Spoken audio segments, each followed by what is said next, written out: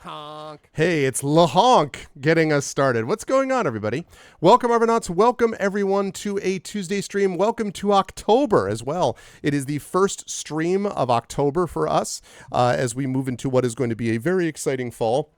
And I'm really happy to be starting it off with one of my favorite things that we do every month, and that is a Fighting Fantasy Gamebook illustration stream where chat makes the decisions and Tari illustrates the consequences, basically. I need to get that on a shirt. I need to talk to Tari about getting that on a shirt. I feel like that would totally work. But it's great to have everybody here as we are getting ready for Chasms of Malice. Before we go any further, just a couple of reminders about ways to support the channel. If you haven't done so already, please follow the channel. Please check out and subscribe to our YouTube at !arvtube. Discord is !arvcord. You can hang out with the Arvanauts in between streams. Twitter is !arvtweets for as long as that hell site exists. And until, right now and then after the hell site stops existing, we have !arvsky, which is my Blue Sky account. And the website for this is arvaneleron.com. Financially, the subathon was an overwhelming success. And I again want to really, really thank everyone for being a part of it and being so amazing and awesome. Really, like I said, I could not have imagined a better, more successful subathon. 120 subs, you all, plus a Patreon pledge. It went super, super well. So thank you to everyone who gifted subs, who resubbed, who spread the word, who hung out all weekend. It was a great vibe. And it was great. 120 subs was really awesome and very optimistic, a very positive sign, I think, for the channel and for the Patreon /sub system. So thank you so much for doing that. Please join us on that Patreon, !arvtreon. The shop, !arvshop. We have more merchandise going up there very soon. !arvtreon is the Patreon, as I mentioned, and subbing to the channel, like I mentioned, subbing and resubbing is always a thing that you can do in which we always appreciate it. September is over, but for only $5, you too can become a part of this incredible emote stream. All of the emojis like Get Hyped and all that other stuff brought to you by the incredible and amazing TariToons, about which more in a moment. The publishing stuff, Icarus, my graphic novel from At This Arts. Library is my Tales and Tomes from the Forbidden Library. That's my 5e adventure and source book from Alligator Alley Entertainment, and I will be announcing with sometime this month, I don't know when exactly yet, sometime within this month, I am going to be announcing a very big thing, actually several big things that are going to be coming up, which are related to D&D specifically. But I can't talk about it quite yet, but we'll be talking more about it soon. It's going to be amazing. So, but anyway, that is, so D&D stuff, think about that. Alligator Alley put out Tales and Tomes. And of course, the amazing Gray Shade for, good morning, Wispy, for my Gray Shade novel, which came out last year, award-winning, by the way. Also, my sequel, Renegade, which came out about 2 months ago now, my God, what even is time? Gray Shade and Renegade, you can get those right now. You can also get the audiobook by One Trend Sparks of Gray Shade, which is amazing. And you can pre-order Heretic, the final book in the Grey Assassin trilogy, which is coming out next year. You can also pre-order the tabletop role-playing game from Brandon O'Brien and Alligator Alley. Brandon had a chance to playtest that this week in a Big Bad Con. I have not yet heard the report, but soon. I cannot wait. What's up, Bob Bear? Can't wait to hear more of it. It's going to be amazing. So can't wait for all of that. You'll notice that amazing is kind of a theme. That's basically what I'm saying. There's that. Then we have, last but certainly not least, BLM, Black Lives Matter, important to affirm and assert the significance and importance of Black lives. Help Now, the World Health Organization page on suicide prevention. Important to reach out to others when you need help and reach out to others when they need help as well. And last but certainly not least, Ukraine, Ukraine, to help the people of Ukraine fight back against an illegal and illegitimate war with bravery and courage, and send the message that we will do so in the future. For things of this nature when they if and when sadly they come up again. Now, one quick note I want to make just before I introduce Tari, which is I do want to mention, let me sign out of this so I can sign into my calendar. I have posted my October calendar. I haven't done my Patreon video, but I've reset inspirations, and I have been able to do the calendar for October. Now, this is still very tentative, obviously, because it's always tentative in the first week or so, but there's a lot of good stuff coming up. We are going to have Negocios and Fernalis, 2 games of that this month, because the Kickstarter for that goes live literally a week from today. So we're going to have stuff on the 11th and 18th for Carlos and Claire's game, which I know Arudinel is going to be excited about because that is a pretty awesome game. We have our special Halloween stream, y'all. We got some Poe reading to do.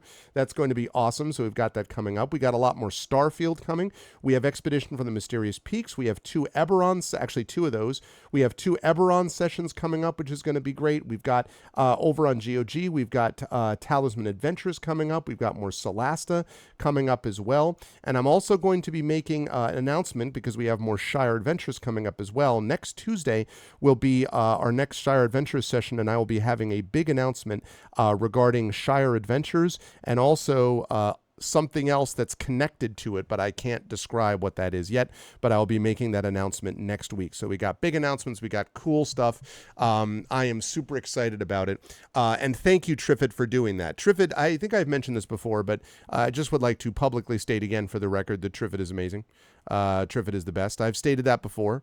I am incredibly fortunate that I'm surrounded by amazingly talented people who are not only friends, but also like super gifted. Like I am incredibly lucky that I'm just in that situation all the time. So yet another example. You should hire Triffid for any of that kind of work. Triffid is an amazing copy editor as well, and all this stuff. So Triffid just does, Triffid's just awesome. Plus, you should check out Triffid on Skiffy and Fancy and all that stuff.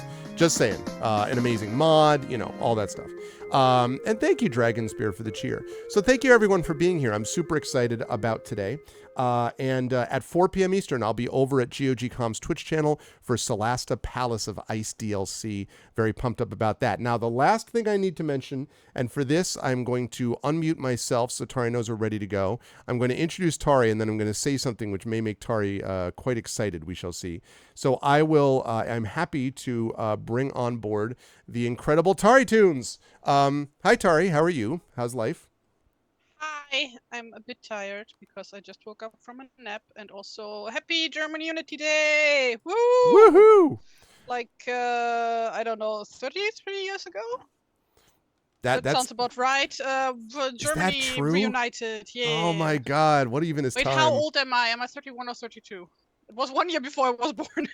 Jesus, I was 17. I'll just, Anyway, I remember seeing the Berlin Wall fall too, like that, watching on TV as they were taking chunks of it down. That was amazing. So Tari, it's good to see you. David Hasselhoff, as we all know. Oh yeah, well that was the real reason. Yes. I did want to say that I wanted to make this announcement before I asked Tari how she's doing. Which is to say, now the door to my office down below, I have to make sure. I think the door to my office is unlocked and open, but I'll double check if it isn't. And the reason it's open is we may, chat, now I can't promise, we might get an appearance from one of the 2 cats, both Sherbert and Ganesh. Now, I need to tell you, my wife has been working through, we still have some allergy issues we've had to work through and working that through, but Sherbert is the most affectionate cat. Like, and Ganesh is awesome too, but Ganesh is a little more of the explorer. Sherbert is a little more of the just like preemptive purr, like I will purr now. Now you will come over and pet me. Like, and also every time I'm going to go pet the cat, I like walk around the door and like Sherbert is somehow lying there on the ground with head up being like, I heard that you wanted to pet me. Like, I don't understand how that's possible, but Sherbert is great. And I like Ganesh a lot too. But Sherbert just has this like, and both of them, it's funny. Sherbert is the purr, low purr, whereas Ganesh is like the higher revving engine, like like there's some kind of weird high level purr. But anyway, I figured Tari would be excited that we may get a cat appearance today, possibly. I know nothing can match with Lorelei, Tari, but of course not.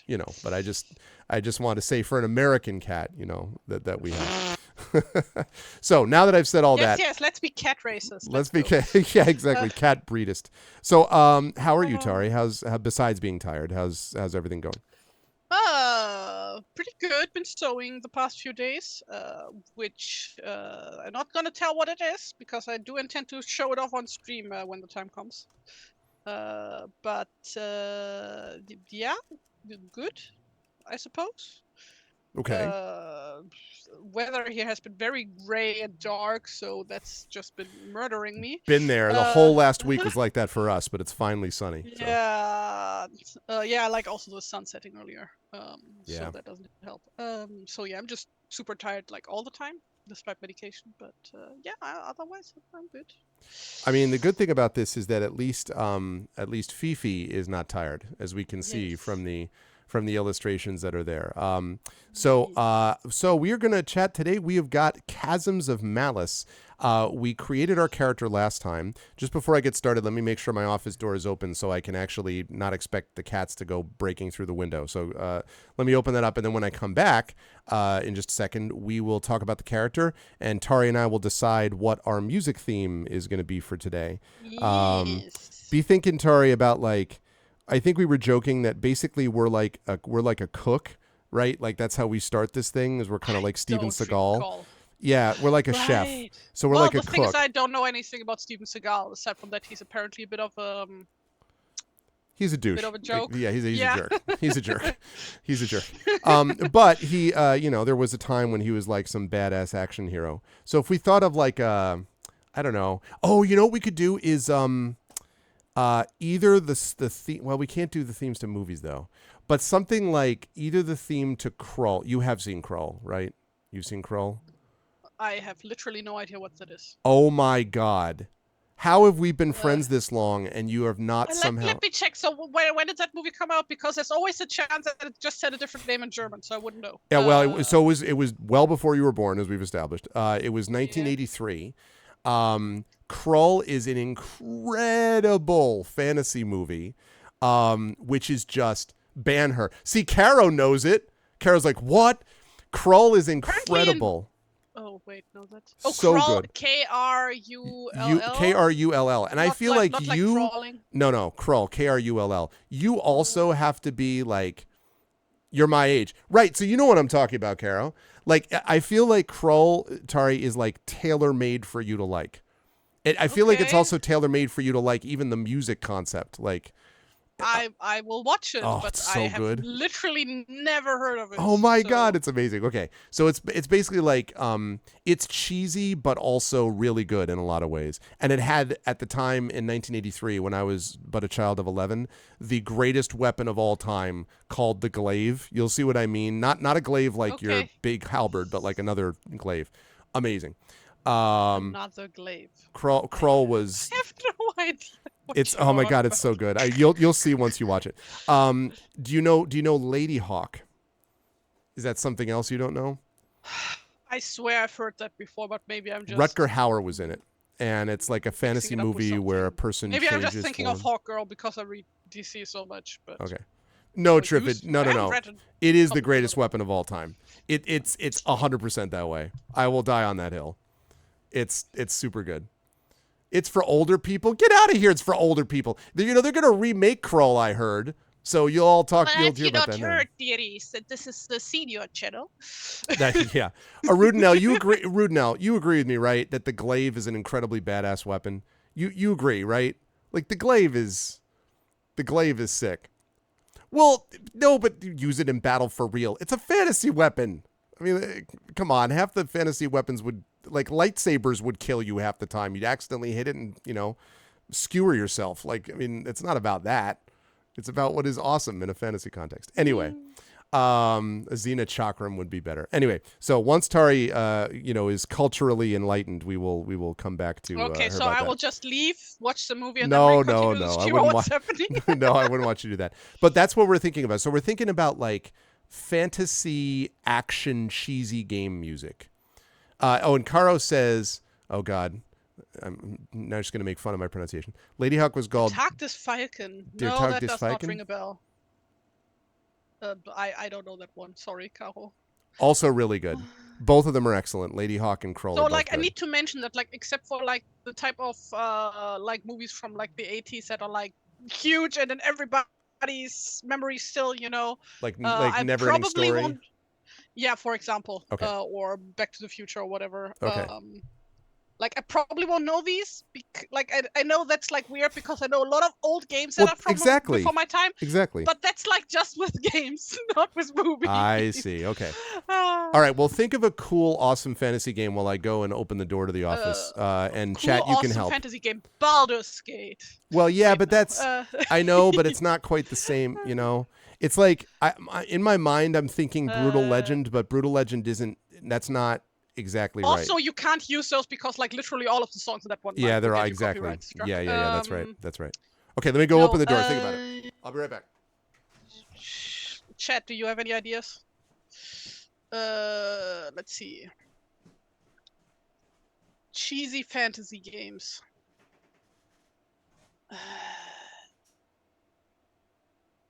Oh, I'm like really drawing a blank here. I have not had enough sugar yet. Like I had a chocolate waffle and a chocolate cappuccino, and now I'm drinking a can of cola like since like I woke up about an hour ago. So I'm living the healthy life, but okay. Just realized yeah, I can't do that because still asleep. they're doing work on the first floor of my house, and so I realized that the cats will not venture within a mile of that, so I might as well just close the door to keep the noise out. Sorry. Coming soon, chat TM. Okay. Did we think tell of me music? more about the game, maybe like because I can't think of anything. Tell me more about this book. All right, so let's do that for everybody. All right, chat. So here's the book. The description is the great seals of Gorak have been broken, and the true shield is gone. The malice of Orguz has again been unleashed. As a direct descendant of Tancred the Magnificent, it's up to you, chat, a simple assistant in the under kitchens, to undertake the awesome quest for the shield. With the shining sword in your hand and the cat goddess Tabasha the Bazook at your side, you must enter the Chasms of Malice to seek out and destroy the evil Orgas. Now tell me that doesn't sound like Conan the Barbarian type stuff. Like, I just thought of something, the soundtrack to Sacred from like, I don't know when that game came out. Sacred. Just Sacred. That's all it's called? Yeah. Sacred OST. Okay. Sacred OST. Fucking loved that game as a kid. I see Sacred Gold, and then... Yeah, that's it. Gold was just like the definitive edition, basically. Oh, I see. Okay. I need your help, wait, I will need to log in. So you never played Sacred? No, I have heard of it. I've never played it, though. It's like basically Diablo clone back when that was still a novelty. Okay, Well, novelty. That is exactly what I... like a defining factor. That's exactly what I said, Mighty Mur. Also, hi. It is not Tamatha, Tabasha the Bazook. That's what it's all about. But yeah, back when it came out, it was like a huge thing for like gamers back home in Germany because like, wow, we are getting like such a cool game made in Germany, and it's like, I see. Yeah. That's totally different. That one I can take seriously. Hey, Mur, can you weigh in on this? I assume Mur, this by the way is Mur Lafferty, who is an amazing writer, podcaster, streamer, and you should follow all the things that Mur does. Mur, confirm this for me. You and I are of a similar age. We're in the same ballpark. So you have seen the movies Krull and Lady Hawk, yes? And if so, would you agree that the glaive, the weapon from Krull, is one of the greatest weapons of all time from a fantasy movie perspective? I'm just curious about to have long time ago, but yeah. Okay. So, because I was curious because I'm trying to, yeah, definitely. Okay, good. I just want to be clear. Also, I'm just going to give Tari this one little teaser. There is an incredible stop motion sequence in Krull that is just known as the Widow of the Web sequence. And I won't say anything more than that, but it's amazing. Like, I'm looking forward to it. I love myself some. Have you seen Clash of the Titans by chance? Or do you know about it? Just the remake. Okay, just the remake. Yeah, I've seen like clips from it. Because that kind of like stop motion for some of that is pretty cool. So like I remember when the sequel came out, like none of like my friend circle back then and I had heard of the original at that point. So we're just like, oh wow, cool movie about mythology. So we went to see it and we were like, wow, there was not a single Titan in that movie. Why is it called Clash of the Titans? That's funny. Where are the Titans?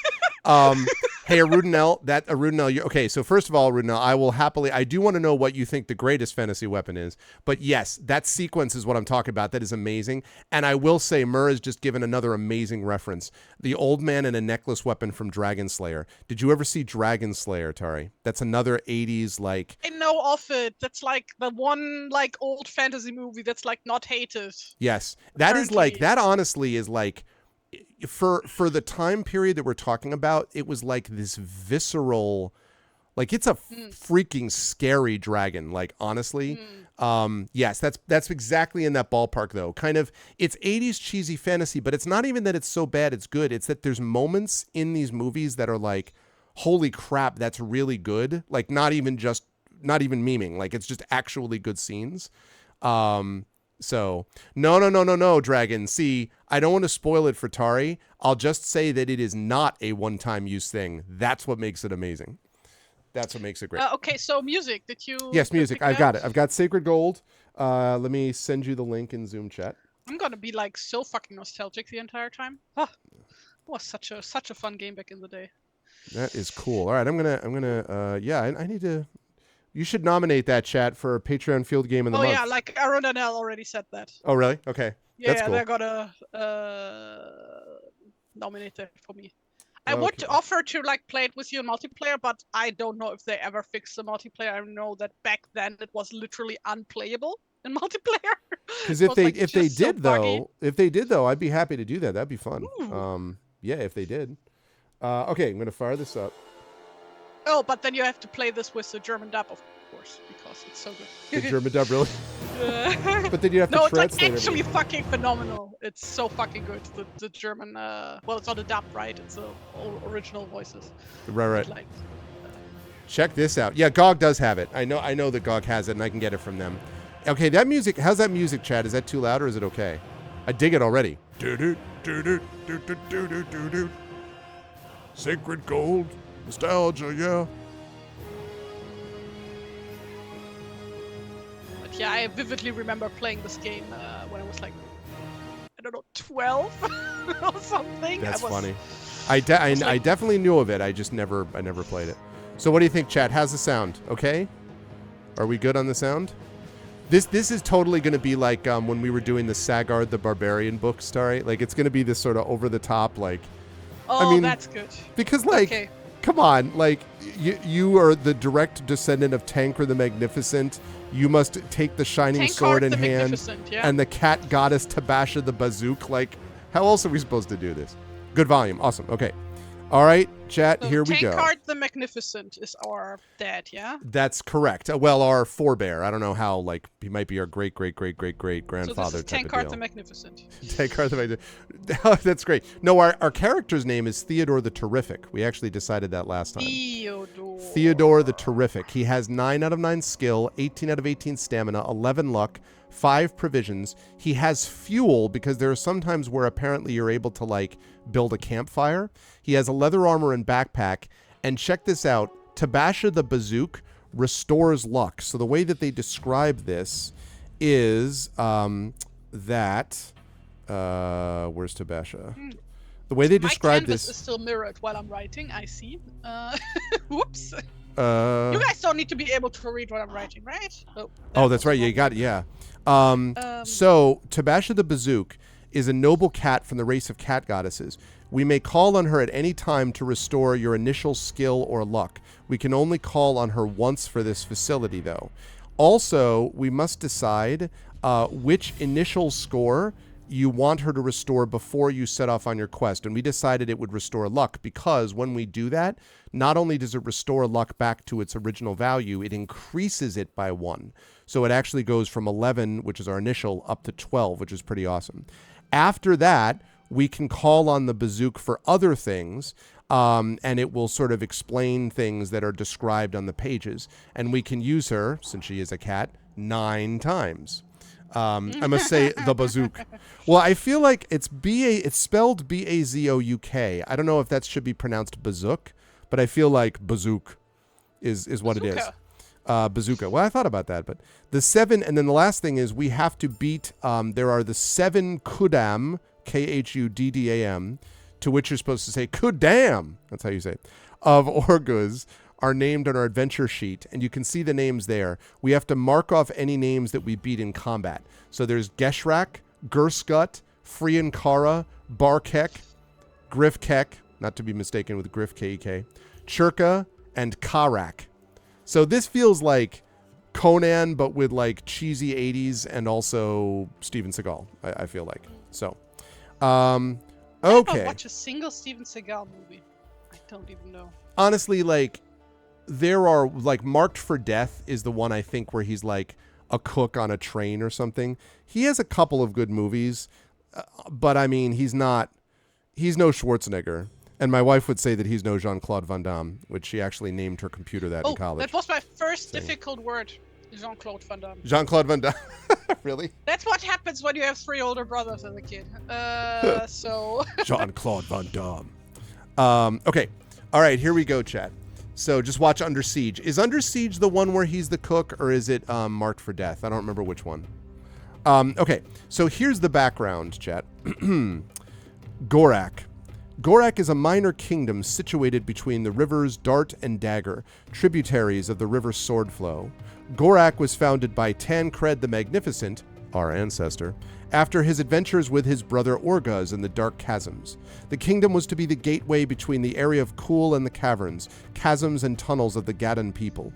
Gorak has been without a monarch for many years and has been governed by the Lord's Ridermark, not to be mistaken with the, apparently they forgot to sue them about this, Rittermark, which we would find in Rohan. Gaddan, or Field Brethren, that's a little disturbing. The Gaddan people are originally from southwest Kul. They migrated to the deep chasms for no known reason, although some authorities claim religious persecution, and created their own culture. They began to give birth to blind babies soon after constructing their complex system of tunnels. Their other senses were greatly enhanced, and they became masters of the dark. The Gaddan Knights, the Sense Warriors, are supreme fighters in the dark. Okay, Sense Warriors is an amazing fantasy word. I love it. They are rarely to be seen in the Toplands, as they call Kul, since the time of Tancred the Magnificent. This is from Treatise on the Kingdoms of Southwest Kul by Ignatius Pomfret. Isn't that fried potato? Doesn't that mean fried potato? Yeah, it does. And Ignatius, so ignited fried potato, brought us that. Okay, that's great. All right, here we go. Here's the background for our adventure. I need an echo machine for this. In that year did we halt the malice that was afflicting our kingdom, but at great cost. We lost our beloved brother Orguz to the evil, and in a mighty struggle we cast him into the dark chasms, and did entrust the noble Gaddan warriors to guard him and his Kudem spawn for all eternity. The great seals were bound to the true shield, and placed in the darkest vaults of Gorak Keep. Pray God that none will have to... ... Fragment from the annals and histories of Tancred the Magnificent, King of Gorak. While flying in the guise of a hawk over southwest Kul, on his way to the gathering of the Mage Order, the wizard Astragal is summoned by the Lord Ridermark, regent of Gorak, to investigate the sudden change in the fortunes of the small kingdom. Lord Copyright Infringement explains that strange dark creatures are abroad. People are attacked and killed for no reason but sheer malice. The vital truffle trade... Okay, I'm going to love this entire book, I can tell. The vital truffle trade route along Tancred's march is no longer safe. I hope you get that, Tari. The truffle trade route must be saved. Okay? The vital truffle. The popular Aslef, leader of the stalwart Knights of the Grey Order, has disappeared. Nobody can understand what is happening in what was, until recently, a peaceful land. Exactly, Mer. Truffles are in danger. This must be stopped. Astragal assumes a worried expression and rushes off to consult the annals and histories of Gorak. The great dusty tome confirms his memory of the story of the true shield. He slams the book shut and makes his way to the deepest vault of Gorak Keep. By the light of a blazing torch, he finds the great seals broken, and the shield, as you can see right here in all caps, chat, the shield is gone. That's right, gone. Across the floor is a wide crack leading to the dark chasms. Astragal explains to Lord Copyright Infringement his fears that someone has unleashed the malice of Orguz and the Kudem by breaking the great seals. If Orguz has the shield, he will be trying to break the spell of its age-old power. If he succeeds, the 7 Kudam will then have the power to multiply. First, they will be 49. Then 2,401. Then 5,764,801. They literally have the numbers of what this means. Until they become uncountable hordes and Orguz becomes invulnerable. Astragal emphasized that to kill Orguz, it is necessary first to destroy all the Kudam, and only a direct descendant of Tancred the Magnificent, our boy, Tancred the Magnificent, that's our great-great-great-great-great-great-great-grandfather, can then hope to stand up to the evil power of Orguz himself. Lord Copyright Infringement tells Astragal that Tancred's line of descendants ended many ages ago.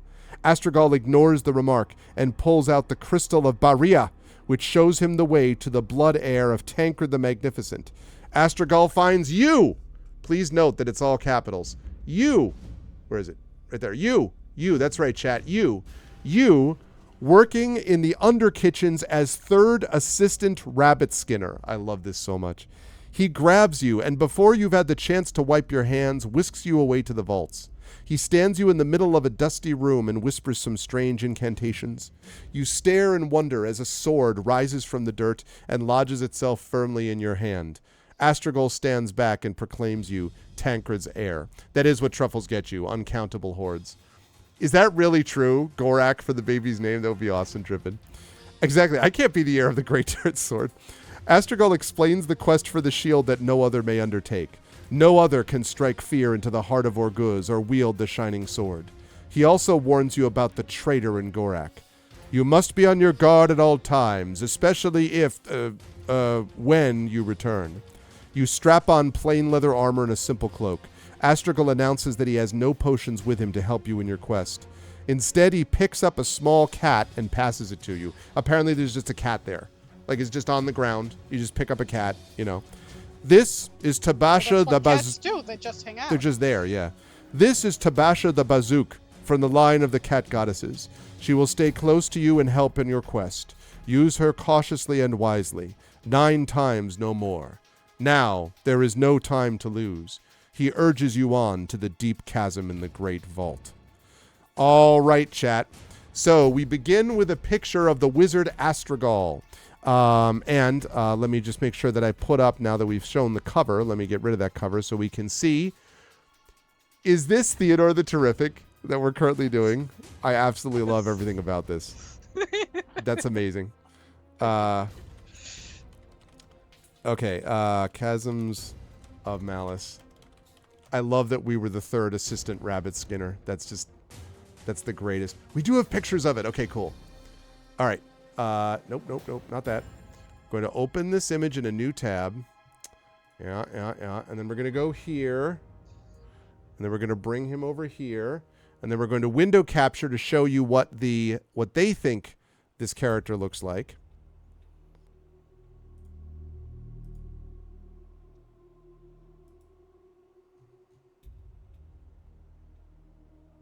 One second. Window capture. Yes. Okay. And then up this way.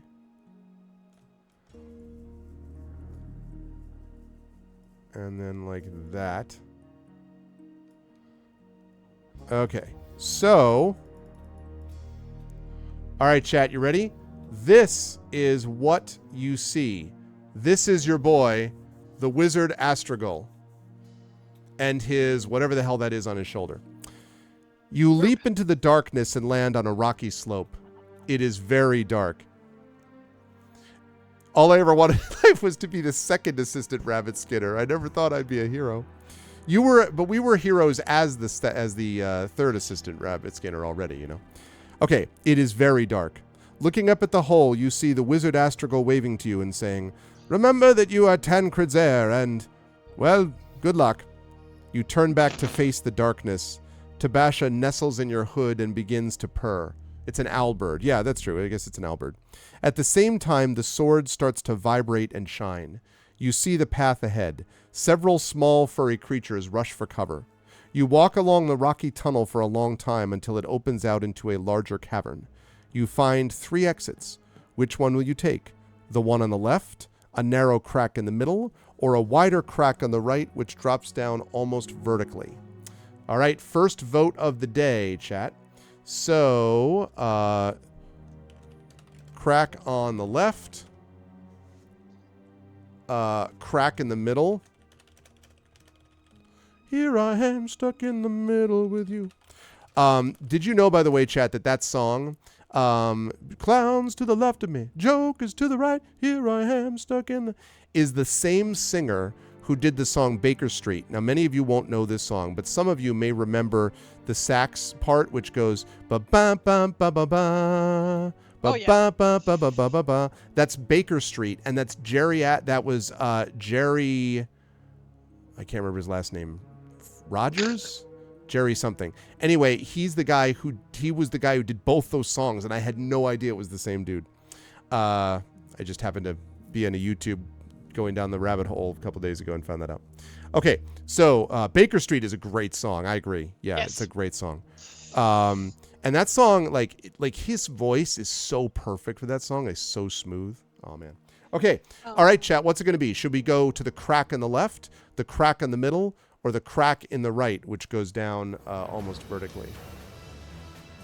So my boyfriend has like a special playlist for his, like on Spotify, that is called Absolutely Normal Songs. Okay. Which he really likes to play when there are other people in the car with us. And that playlist also includes Baker Street. Includes Baker Street. Jerry Rafferty. That's right, Caro. Yeah, Rafferty. Sad story with Rafferty. He, like, part of that song is about sort of struggling with alcohol, although it's also about, like, a music contract he was in at the time. And he died, I think he wasn't young, but he definitely was not that old because of liver failure, because he struggled with alcoholism his whole life. So really, really good song though. Yeah, it's, yep, Mur got it. So we've got crack in the left, crack in the middle, crack in the right. So $ vote space 1 for left, $ vote space 2 for the middle, $ vote space 3 for the right. Chat, please get your votes in. Let us decide what we will do. Please get your votes in. Will you go left, middle, or will you go to the right and down to Baker Street? I don't know. I just made that last part up.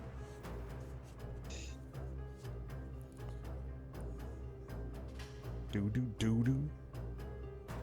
Oh, we got the other symbol. Crack in the middle. $, not at, Tripid. Lightsaber would be the best fantasy weapon. Okay, that's fair. Yeah, I can see that, Rudnell. Conan's father's sword from the films. Every fantasy game's weapons are descended from that concept of the stupidly huge usable sword. This is a good argument. Yep, this is a good argument, Rudnell. I still would argue that the glaive is cooler, but I totally see this argument.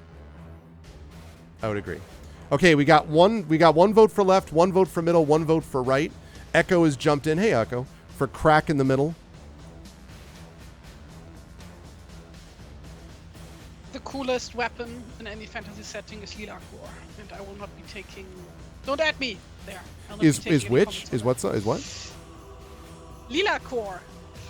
The talking sword from Baldur's Gate 2. Oh, from Baldur's Gate 2. Yep. Mm-hmm. Isn't there? Yes, that is awesome. Murder, death, kill. Isn't there a Holy Avenger in BG2? There's like some amazing sword that doesn't talk but is a badass, and I can't remember what it was. There are plenty badass swords. Yeah, I mean, yeah, there's all kinds of badass weapons. It's true. And agreed about Excalibur. Yes, Excalibur I buy. So you're gonna have to be a bit more specific. Like a specific one from a specific movie, or like a historic? Well, either games or movies, like sort of an iconic, like the lightsaber is an iconic weapon, like Conan's sword is an iconic weapon, like something in that kind of area. Like I guess if you were thinking about it in modern terms, James Bond's Walther PPK, like the gun that he always uses, like that kind of thing, like a weapon that everyone's like, oh, I know that weapon. Well, I know a few people who would insist on the Buster sword from Final Fantasy VII. Right, and so one of the things Rudnell was saying is that that's based on like Conan and like all that sort of thing, which is, that's fair enough. Okay, so last call on this, last call before we decide to go down the middle path. Speaking of Conan's sword, well, we have a Schwarzenegger thing. What do we got?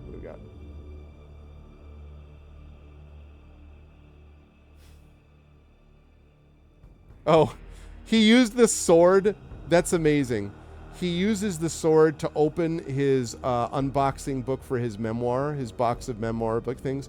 And the best part of this is not only that he uses his sword, but he has 2 donkeys to his left and right when he does that. That is the most Schwarzeneggerian, like, and he has a pig there too. That's amazing. That is a great. That is a Fun great fact shot. about Schwarzenegger is that he in the German dubs of his movies, he gets dubbed over. Like, he apparently wanted to dub himself over just in German, but the problem is that his accent is so thick that most German speakers can't understand it. That's funny. So he had that's yeah, that's And funny. he just sounds very normal in the German dubs. So, like, I didn't know until I was, like, well into my 20s that he sounded apparently a bit goofy to American ears. So, or, like, English-speaking ears. He's very specific. That, like, how many careers have been launched off of imitating Schwarzenegger? It's true. Okay, it is the crack in the middle, chat. That's what we're doing, and now I can get rid of the artwork so I can go back to showing the... Wait, why do I... What? What is this? Oh, okay, that's why. Oh, that's Do you, like, because that... ever, when you're writing, Greg? I'm sorry, say have, again? like, a moment where, like... Oh, Greg, do you ever, when you're writing, have, like, a moment where, like, writing a passage or something, and you're like, wow, I have, like, this one specific friend who would fucking love this? Yes. Because I'm having that right now with this drawing, where I'm like, ah, yes, I can think of one exact person who would be all over this drawing, and I can't wait to show it to them after the stream. This is amazing. I love that. Okay, so we are going into the middle as Tari continues to do this. All right, you squeeze through the narrow crack and find yourself in a cavern full of old, dry, woody roots stacked nearly in the corner. As you examine the cavern, you find a small metal trap with a recently killed rabbit inside. And as we all know, chat, we are the 3rd assistant rabbit skinner, so we can actually make something of this. So we take the rabbit, which means we get 2 meals to our provisions, and we get some of the wood, so we also get 2 fuel. Let's go. There are sharp tools and old skins scattered around the cavern, and you decide to leave by the only other tunnel. When we've been walking for a few hundred paces, you hear a shriek behind you, and then the sound of pursuit. You begin to run, but you stop at a deep chasm which is crossed by a narrow stone bridge. Across the chasm stands a Gandalf saying, "You shall not..." But no, I made that up. Across the chasm stands an evil-looking dark elf holding a large staff. Do you attempt to cross the chasm or stay where you are to await your pursuer? Okay, simple vote here, chat. $vote space 1 means we cross the chasm, or $vote space 2 means we stay where we are to await our pursuer. Oh, absolutely. The other one, exactly. The other one's brother, like, knew somebody who knew somebody, you know, like, crack in the middle with you. Fair.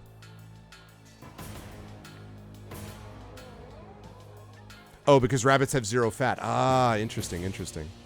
So we'll need to get a protein source. So, like, rabbit and beans. Arudno, right? The classic rabbit and beans plate. So again, $vote space 1 is we attempt to cross the chasm. $vote space 2 is we stay where we are to await our pursuer.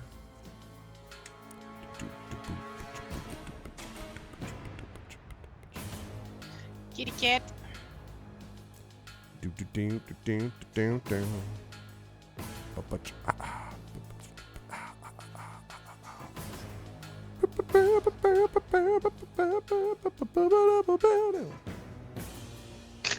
You're having fun, huh? I am. This music is fun. You're welcome. Yep, good job, Tari.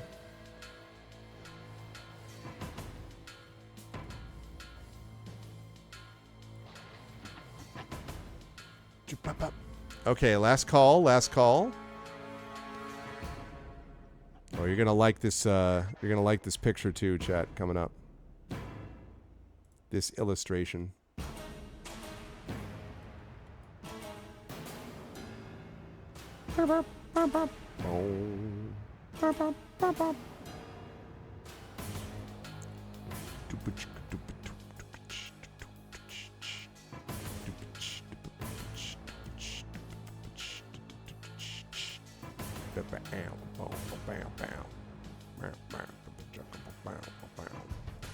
This is such a funny picture. Okay. All right. We're a deglover, not a fighter. Okay. Going once. Going twice. All right. We have decided to cross the chasm, which means I get to show you all a cool new picture. Because across the chasm, you see this. The dark elf stares at you with glowing red eyes and fingers his staff, which radiates a bluish light. Who dares cross midnight chasm? He shouts and walks onto the perilous bridge. He looks you up and down. Aye, you'll be fine for my lord's slave battalion when you wear the collar. He begins to cross the bridge, but stops when he sees you pull out your sword. He realizes that he has got a fight on his hands. All right, now, it's our first battle, but there is a concept in this game, chat, called one-punch combat. So basically, this is not exactly a one-punch combat, but there is a sort of a risk here, which is if at any time either combatant rolls a double one, they have fallen off the chasm to their death. They've fallen off the edge of the bridge. So we need to not do that. Right. See, I thought the same thing, Mighty. I thought the same thing, Mer. Like, if he was just going to be like, okay, yo, listen, I kind of can't let you do this bridge. What about One Punch Man? But then he had to throw in the thing about slaves, and I was like, all right, dude, now you're done. What's up, Div? Okay, so now, chat, can I have a volunteer, please, to roll the dice? And you can do this actually in chat. I think Effect Life is here, and I think it's... okay, cool, Caro. I think that Effect Life has the roll thing, which is like... Oh, gosh. I think it's like roll 1d20.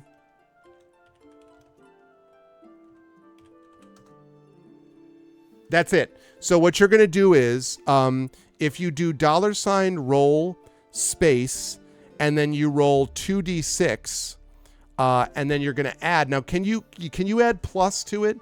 I don't remember if you can add a plus to it. You can, right, Effect Life? So you can go, okay. So then, so what you want to do, Caro, is $2d, or roll space 2d6 plus 9. That's the roll that you're going to make. And the elf, the dark elf, is going to do the same thing. Perfect. All right, so we have a 17. Okay. He is going to roll... I got our hero figured out. Look at that, 13. Okay, so he gets hit and is dropped to 2. And let me jump off this elf for a moment. Theodore the Terrific. I love the cat on the back, too. So is that like, so I've got the muscles flex with the left arm, and then the right arm is like, I am prepared for karate hit, basically. Like, this dude has been working. No, it's like a classic bodybuilder pose. Okay. Like, so he did not skip arm trying. or leg day as a rabbit Skinner, is what you're telling me. No. Okay. That's what I was thinking, Caro. That's amazing, Tari. So yeah, I love it. So that's our first drawing of the day. Well, the second one, the first was a warm-up, but this is the first one from the book. So there's Theodore the Terrific. Reminds me of a Pokemon. And there's the elf that we're currently fighting. Okay, so second, let me see. Second one that he rolls is a, 17. So we need here, we're going to need an 8 to tie or a 9 to beat this guy, I believe. Yeah, an 8 to tie or a 9 to beat. Nice. Effect Life. Such a good bot. So yeah, Caro, let's do that. We're looking for that 17 to tie, 18 to beat. And definitely no double ones.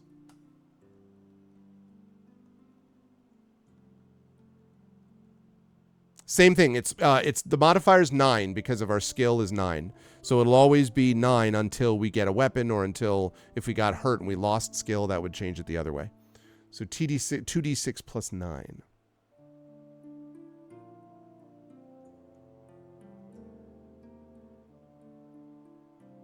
Ah, 15. Okay. So we get hit. Okay. That's all right. That's all right. This time, oh, almost double ones. Oh my gosh, he almost fell off. Okay, an 11. This one should be easy, Caro. All we need to do is roll a. All you need to do is roll a 2. Again, including the modifier. So 2d6 plus 9 again. No, you're not rolling for both. I'm rolling for him. You can see him on. You can see my roll on the stream. You're rolling for just us. So you're rolling for us. I'm rolling for the elf. You see, we are bringers of justice because it's just us. Eh? Ah, No? I see what you did there. I see what you did there. No, not vote though. $ vote 2d6 plus 9. I would absolutely love to. 14. That is enough. Oh, I can hit the checkbox again. Wait, what? What checkbox? Oh, it's right, because you can show it on the screen. That's right, I forgot about that. Sorry. Thank you, Effect Life. Okay, so he got hit for 2. One more hit and we'll take this dude down. All right, this one is a 14. So all we need here is 9 means you just need to roll a 5 or 5 to tie, 6 to beat. You can do it. You can do it. You can do it. You can do it. Yeah, down goes Frazier. Okay. The elf has been defeated. Well done, Caro. You cross the bridge and carry on along the path. The path is very rocky, and sometimes the tunnel nearly closes up. After a long time, you begin to get tired and hungry. You sit down and look at your provisions. If you have enough for a meal, have it now and add 4 stamina points. Okay, that's easy. So now we're up to full again. We used a provision. If you have the means to cook the food, you can add an extra 2 stamina points. We don't need to do that, though, because we're only down 2, so I'd rather that we save our fuel. And if we couldn't eat, we'd have to deduct 2 stamina points, but fortunately we could. Okay. You carry on walking along the tunnel until you stumble on one looks like... This might be one. I don't know what Tari's working on yet. Okay, the elf. Okay, cool. Because I was going to say, this one, you stumble on what looks like a large claw stuck in the earth. Fascinated, you pull at it and are startled to see it move. The claw rises out of the ground, followed by another. Then a black bird-like creature springs out of its hiding place. It has 4 arms and 2 wings. You cannot pass it without fighting. And it's called a grip hawk. Okay. Well, I also have 4 arms. They are attached to my upper arms. Yeah. Oh, two. Oh, 4 arms. Yes. Impressive. I am so funny today. You are. That was good stuff. 4 arms. Thank you. Do we even know who we just killed? Yeah, we killed the guy who wanted us for slaves. That's who we killed. We killed a guy who sucks. That's who we killed.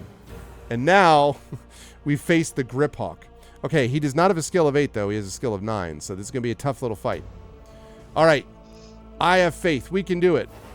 All right. He starts with a... Whoops, that's not a 15. It should be a 16. So a 16. So, Caro, we need here a 16 to tie or a 17 to beat. So again, the modifier is plus 9. Rolled a 20. Outstanding. All right, we have hit the grip hawk for 2. Okay, next one. And you can actually see that it popped up now in the dice roller because I did the checkbox because Effect Life did that. So good stuff there. Okay, now his roll is terrible. 13. All we need is a 4 to tie or a 5 to beat, adding that plus 9. Need a 13 to tie, a 14 to beat, Caro. 15 will do it, and now he's down to 6 stamina. I love it. Oh, he's coming back, though. The grip hawk has had enough. He's like, hands off. He rolls a 19, so we're going to need to roll a 10 to tie or an 11 to beat. Can we do it? I rolled a 12. Thanks, Dragon.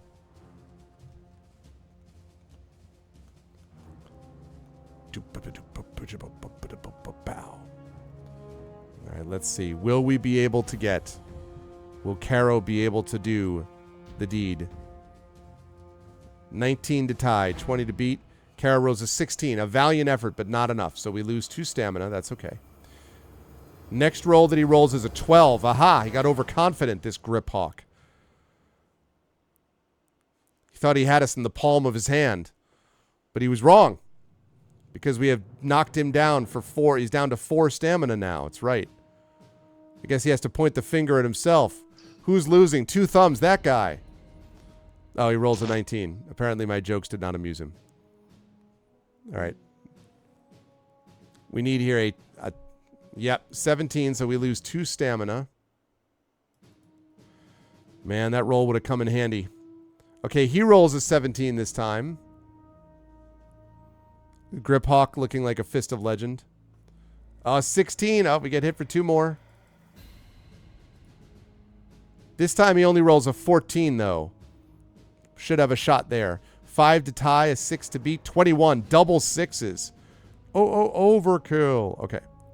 And then, let me just double check on one thing here.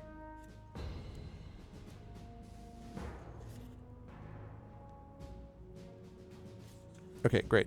14 is the roll that he makes.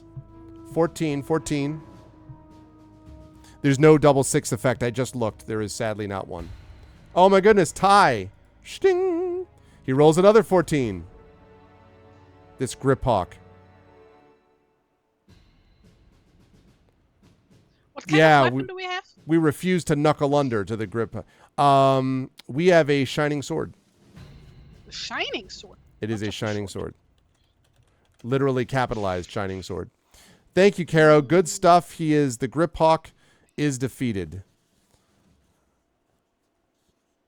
We could not shake his hand. All right. So we've defeated, and then it's just like, and then you walk on. It was just there. It's just a random, Grip Hawk bird hand thing. It's a dirt sword. It was a dirt sword, but now it's shining. You walk down the tunnel. In the distance, you can make out some blazing torches, and as you get nearer, the tunnel opens out into a cavern. On the right is a stone building with small round windows and 6 torches blazing above the entrance. Standing outside are 2 large-horned koyunlu harnessed to a cart. Just below the torches is the famous Dragon's Breath Inn and Alehouse. As you stand there, a large figure in a black cloak comes out of the building and falls flat on its face. Should we help, or do we prefer to keep a low profile? All right, chat, what do you think? I know, right? Rudnell, it's so funny. Should we help the figure in the black cloak, or do we prefer to keep a low profile?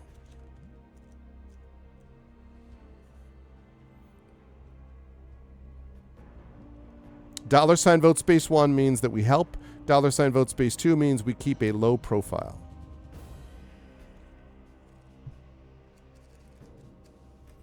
I was a rabbit scout. We always help falling cloaks. I love the explanations, Mur, which I think have a richness to which I appreciate. I like this very much. I know, right, Rinell? That means evil guy. You face Villeneuve evil guy. And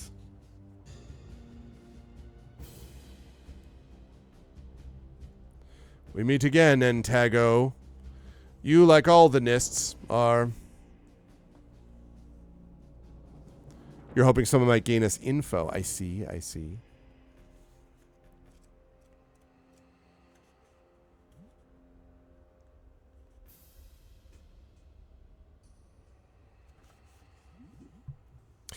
This is so we are looking at the famous Dragon's Breath Inn and Alehouse, and a figure in a black cloak, Echo, just came out of the building and fell flat on its face.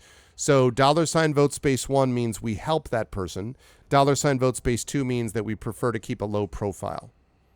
So are we helping the figure in the black cloak, or are we keeping a low profile? That is what the vote is for. We murder him on the spot. Yeah. He's prone, so we get advantage. Coup de grace. Let's go. Or coup de grace, actually.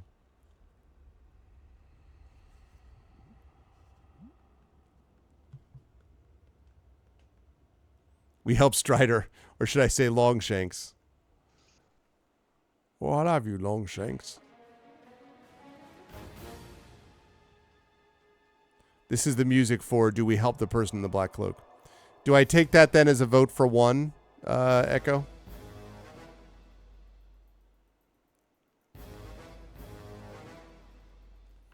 I'm going to last call this.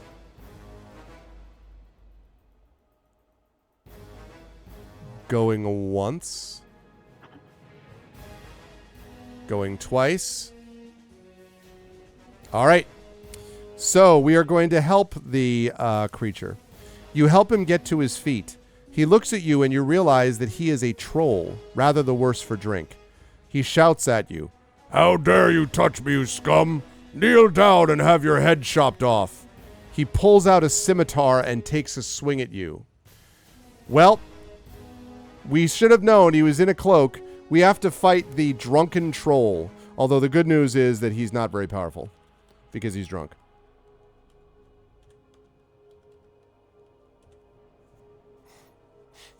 Go home, Grandpa, you're drunk. Yeah, I know. It was definitely, we could see it coming. All right, well, he starts with a, whoops, that's not right at all. 1 plus 4, that's an 11. So we start with an 11.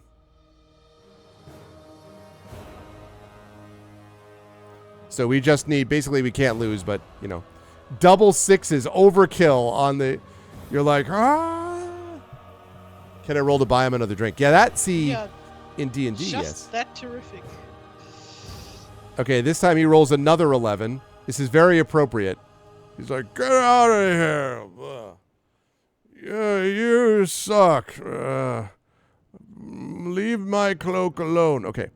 And this time he rolls a 14. So we just need a 5 to tie or a 6 to beat.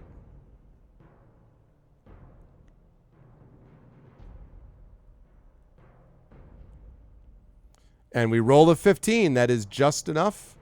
And so the drunken troll is defeated.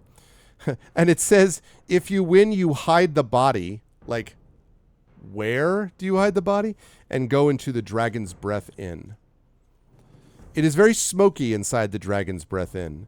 As you stand in the dark corridor, a goblin comes out of a door on the right. He is chewing a large bone. He looks you up and down, spits, and then enters a door in front of you. You catch a glimpse of a roaring fire as he shuts the door behind him.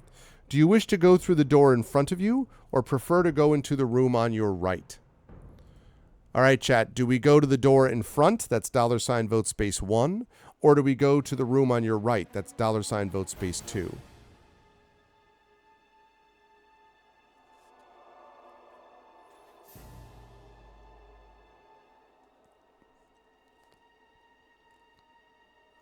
$ vote space 1. All my votes tend to be bad.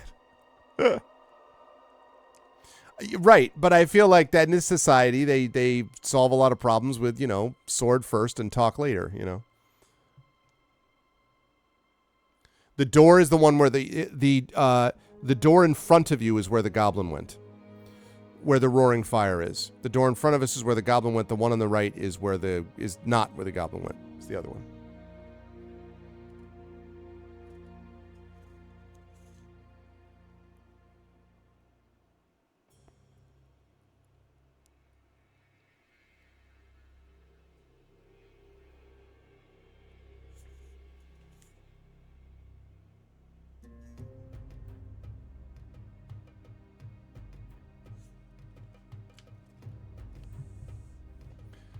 Well, right. See, I was thinking the same thing, Mur, and also I was like, they're just sort of casually like, oh yeah, we just hide the body of the troll. I'm like,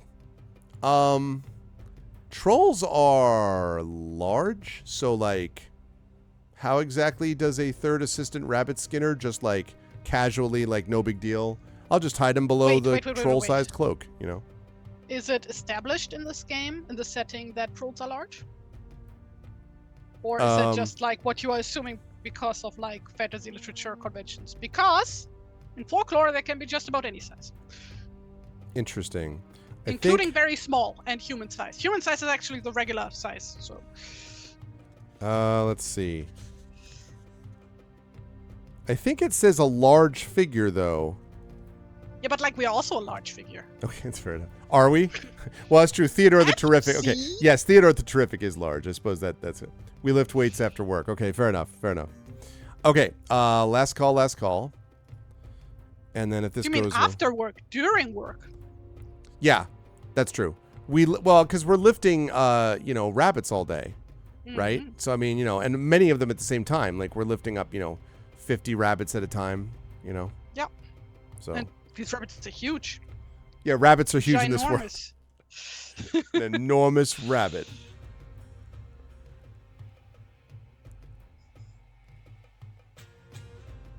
Yeah, exactly. Okay. So it looks like we are going to the right. You want no part of that goblin. You're like, listen, a troll is one thing, but a goblin? You hide the sword in your cloak and walk into a smoky chamber. In the middle of the room is a fire. You sit down at one of the surrounding tables and look around. Wait a minute. Okay, that is the room on our right. That's correct. As you get used to the dim light, you realize that the other occupants are all orcs wearing distinctive jerkins with the symbol of the mailed fist. You watch them swilling their ale and forcing food down their throats. A man walks past with a tray and is shouted at by one of the orcs. Come here, Cadden. More scorched spark, and be quick or we'll have your bowels for breakfast. The man is blind but moves with great confidence. Do you get up and go to the other room, or will you stay? $vote space 1 means you get up and go to the other room. $vote space 2 means you stay. Should I stay or should I go now? No. Stay or should I go now?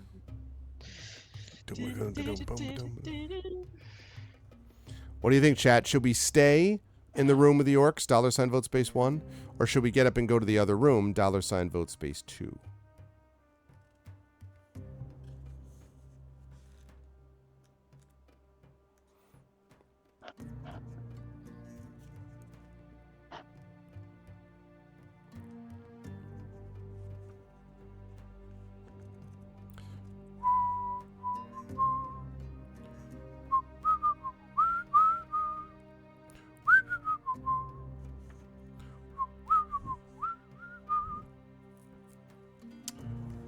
Bowels for breakfast. Literally any other body part is more palatable.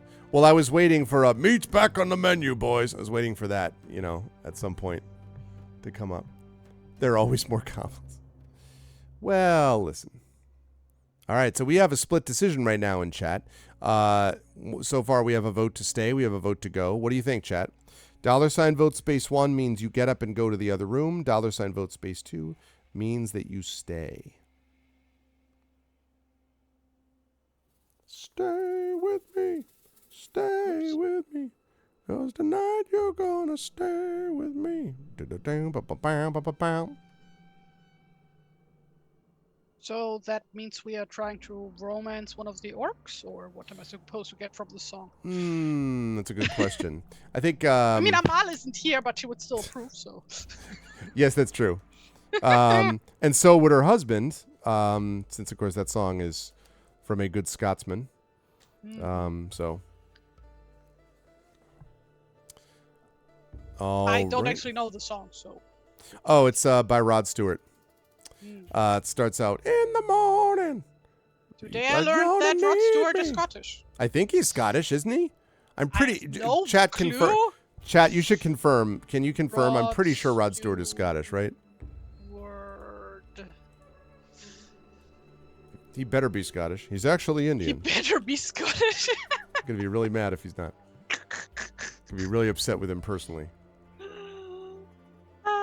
He was born and raised in London, but he is of Scottish and English ancestry. Yes, that counts. Does it? Scottish and English Does it? ancestry. Yeah. Well, but like if he was raised in London, and like then he's English. Pretty sure. Why am I starting this discussion with Nope. Backing out. No. now. See. They moved. Okay. They had his parents had 2 sons and 2 daughters while living in Scotland, and then they moved to Highgate. I mean, he's Scottish. No comment. No further comment. It's always like such a can of worms. Like with It's true. Are you really of that nationality if you haven't actually lived there? Wow. I mean, listen, right now you would be anyway, since Scotland is still a part of the kingdom. Although who knows for how much longer. But okay. All right, so Chad has decided to get up and go to apparently the goblin room. Oh, and we got a picture, chat. We've got a goblin picture. If I can find it.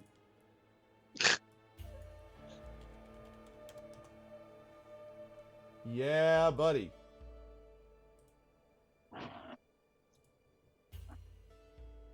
Oh yeah. All right. Let me show you the what you see as we've got this picture. Wow, there's a lot going on in that drawing. All right, here it is, chat. The room is large with a great fire burning at one end. There are dark cubicles all around, and several people stare at you as you enter. To one side, you hear the screams of orcs enjoying themselves, and in the corner sits a miserable-looking dwarf wearing a metal collar. "Garden, where's my food?" screams the troll while he punches bits out of the wall. What? The Gaddon walks in. She is blind, but seems to sense her way around without any trouble. She deposits a flagon and plate on the troll's table, comes over to you and sniffs. "You smell of Toplander. Why have you come here? There's great danger." Do you choose to confide in her or decide to leave at once? All right, chat. New vote. $ vote space 1 means we confide in the Gaddon. $ vote space 2 means we leave at once. Wait, what? What happened? What did I do? Arudna, what did I do? What happened? Apparently I'm not welcome here. What? What do you mean? What happened? What did I do? He was born in London. He's a Scottish. Okay, fine. He's not Scottish. I don't need him to be Scottish. Wait, what happened? Oh. Oh. What is going on? I have no idea. What are you on about? I can't both pay attention to chat and my... I know. No, go ahead. I'm just like... Oh, something I guess got modded out. Dragon Spear modded it out or something? The Scottish got modded out. I'm very confused. I don't know what just happened.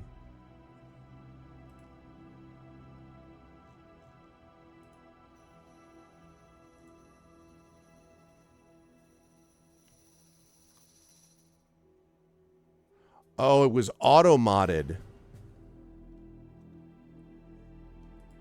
What silly word did they auto-mod this time?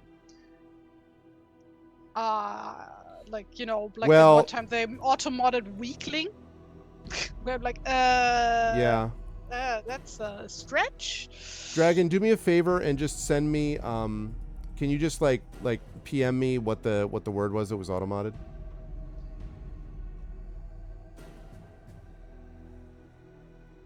Oh, just move on. Okay.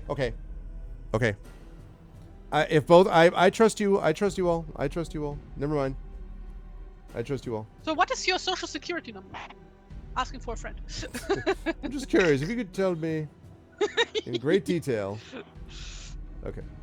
Right. Okay, there's that. Okay. All right. All right, where are we? Now I lost my... Well, I am in the Netherlands. Don't know where you are. I was trying to find what I had actually posted up there. Okay. So, right. So, our vote, which is, are we confiding in the Gaddon or are we leaving it once? That's what we're doing. $ vote space 1 is we confide in the Gaddon. $ vote space 2 means that we leave at once. And let me switch over to this where I can put... Okay.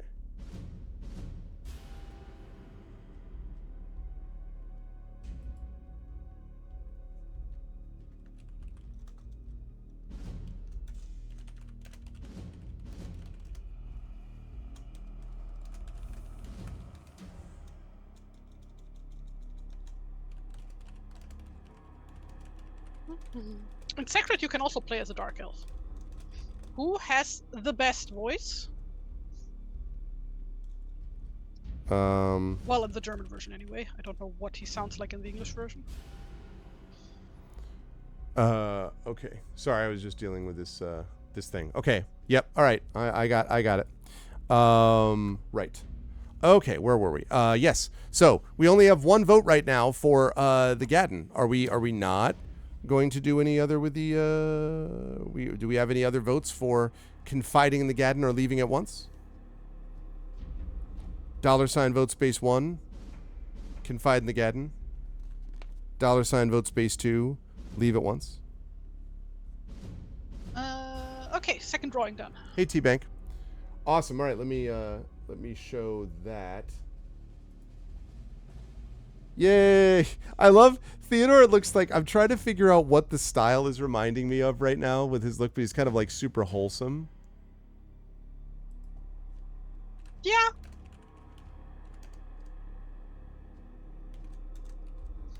It's I guess a bit of Steven Universe in there in the art style, like that generation of like cartoons. Yeah, like it's. I mean, it's obviously your style, of course, but it also just has like super like wholesome like hi, you know, like. And the mom tattoo is great. Yes, I totally agree. Thank you. Okay, so it looks like the will of chat is that we should confide in the Gaddon. All right. When you whisper the name of Orguz to her, she shivers and tells you to follow her upstairs. She enters a dimly lit room where sits another Gaddon. She introduces him as Bosak, her father, and explains your quest for the shield. He sits in silence for a while, blind eyes turned towards the floor. You are in great danger. The Dark Lord's strength increases every day. His orcs are multiplying in the tunnels of Mordor. No. His Kudam now roam at will through our old tunnels, chasms, and crags. The iron mines are being worked again by his slaves. You will need Gaddon help. Look to the old man in the iron cave. Bosak gives you directions, and his daughter brings you real food. Not the muck we feed them downstairs. Add 2 stamina points. Hey, there you go. Okay, so we have to put this down in our note. Look to the old man in the iron cave. Look to the old man. Iron cave. Old man, look at my cave. I'm a lot like you. Okay. Right. Okay. So we have the old man. Look at my face. You leave the Dragon's Breath Inn by a side door. The directions you were given are precise paces and touchstones. You see the expected rough-hewn stone stairway and you begin a long, winding climb. After a while, you find yourself walking on spiky rocks and notice that the roof of the tunnel is covered with them. They look very dangerous. Suddenly, you hear a crack. Test your luck. All right, we need to test our luck. So, Caro, for this one, all we're doing is just a straight 2d6. We roll 2d6, and we're looking for an 11 or less to see if we're lucky. Okay, we were indeed lucky. So now, I should have put that in there for the first place. So now our luck goes down to 10. And I'm going to also put our first save point, because we haven't had one yet. Okay. So we are lucky, which means what? What does it mean? It means a stone dart misses you. You prepare to ward off other darts with your sword. The stairs end, and as directed, you continue along a level tunnel. Suddenly, you hear a scream for help coming from a large crack on the left. Do you go through the crack to help, or do you ignore the screams? Do we go through the crack to help, the crack of help, as it were, or do you ignore the screams?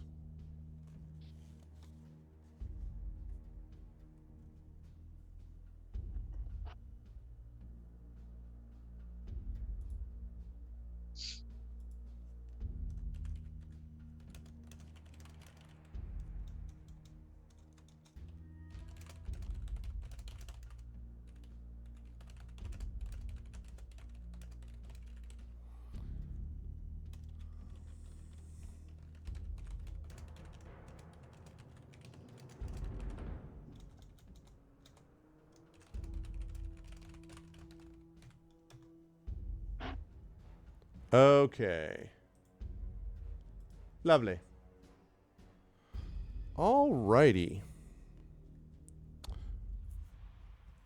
All right. Oh, wow. Chat is totally like, we need to help. Because listen, third assistant rabbit skinners do not just allow screams to go unhelped, okay? Like that's how this works.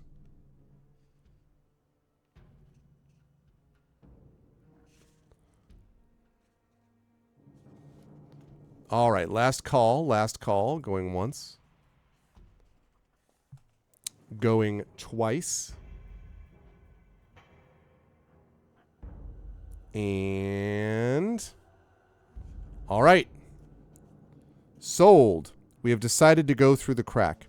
You run into the small cave. In the middle is a young Gadden bound up in a strange webbing. You check the cave. There are no other exits or tunnels. You begin to cut the sticky bindings when suddenly a giant fang spider drops on top of you from the roof of the cave. You squirm out from under it and draw your sword. Fang spider. This game is just a lot of random combat encounters. I know. They're just like, hey, have a spider. Chasms of random combat encounters. Okay, all right. So here we go, Caro. We begin with, that's correct, actually, a 15. So we start with a 15. So you need to defeat a 15, Caro. As opposed to a mandible spider, yes. As opposed to a blade spider, I guess. Oh, look at that. Double ones. All right, well, that'll be the worst that we roll. It's all up from here. This time he rolls a 17. We run the F away. We have to help the Gadden, Mur. What kind of third assistant rabbit skinner would he be if he just ran away? Uh-oh, we got hit again. All right, this time we rolled a 12. All right, this time we can't actually lose, but you do need to still make the roll. You can do it. All right, there we go.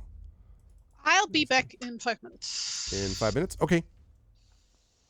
Well, a little less probably. Okay. Just need to run to the bathroom. That's fine. Okay, second roll here. The next roll. So we did hit the fang spider. This time the spider rolls a 12. So all we need is a 3 to tie, 4 to beat. Okay, good. All right, this time it rolls again, a 12. Now we're getting the hang of it. We just need to warm up a little bit, 14, yep. Okay, and then a 13. 16, outstanding. Now we're on a roll. He tries. At 1, the spider whips out his leg. 17, but we hit it with an 18. Yeah, there we go. Outstanding. I need to check and see if we can eat provisions anywhere, or if we can only eat provisions... Oh, it says you may rest and eat at any time except when engaged in a battle. Okay. So, chat, we are currently sitting at 10 out of 18 stamina. So before we go any further, can I suggest that we eat one of our provisions to bring us up to 14 stamina instead of 10? Can I suggest we do that? Is chat cool with that? You can just tell me yes in chat if so.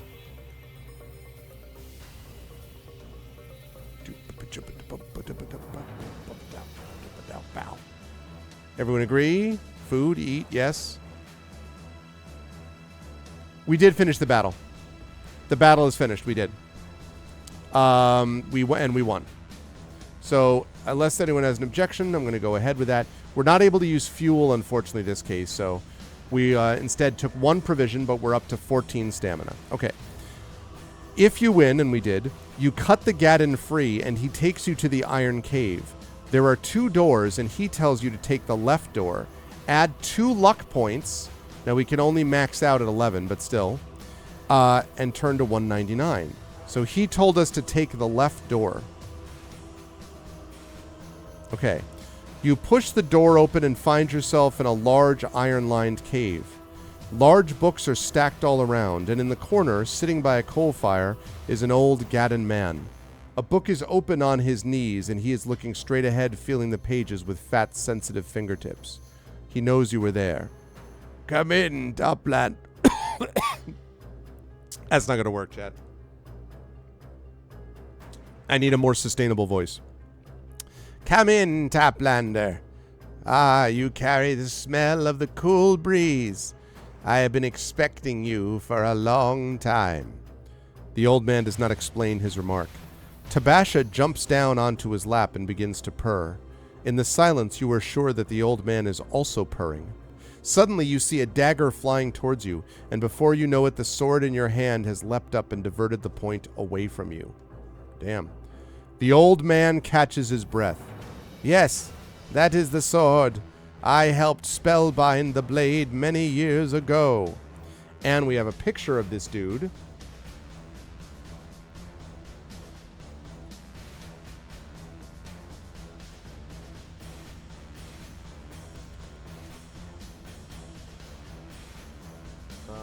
see.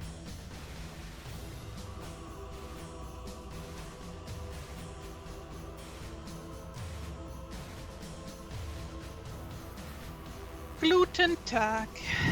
Welcome back. All right, I found.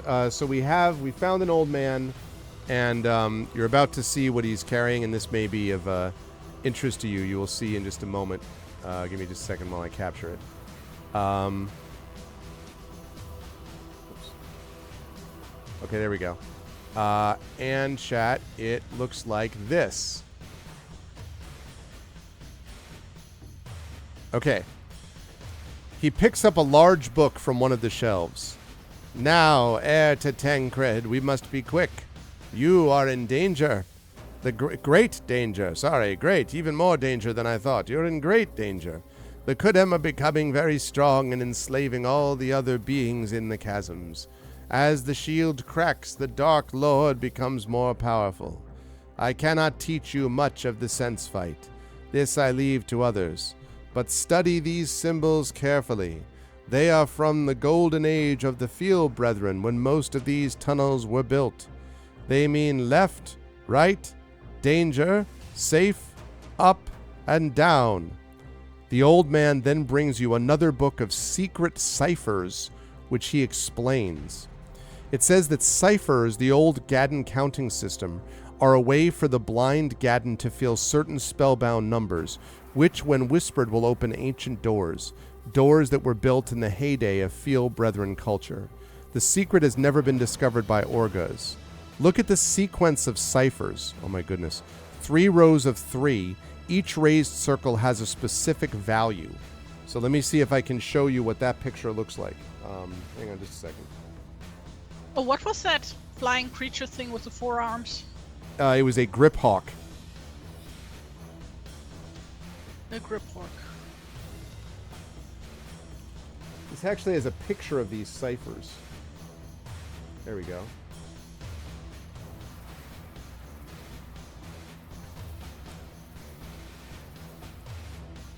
All right, chat. Here we go. Check this out. So this is what you see. It basically, I think. Oh, and I have to shrink it so I can get that whole thing in. Wait, no, Braille is like 2x3, right? Not 3x3? Yeah, I mean, it's not a perfect corollary, but it certainly looks like it's in the same ballpark. Okay, so there's that. Wait. Now I need to look it up. Braille. Oh yeah, Braille is 2x3. So okay, here we go. So it says each raised circle has a specific value. So 4 is, let me see, 3 rows of 3. Each raised circle has a specific value.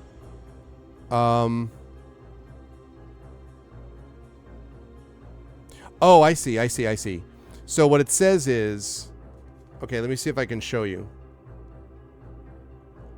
All right, so if you can see that, okay, you see that number right there? What I'm showing you in the window? So what it shows is, that's literally 3 rows of 3. So the top left cipher there would mean 4. I'm pretty sure is what that means. Because there's 1 cipher top left. Second one over would be, the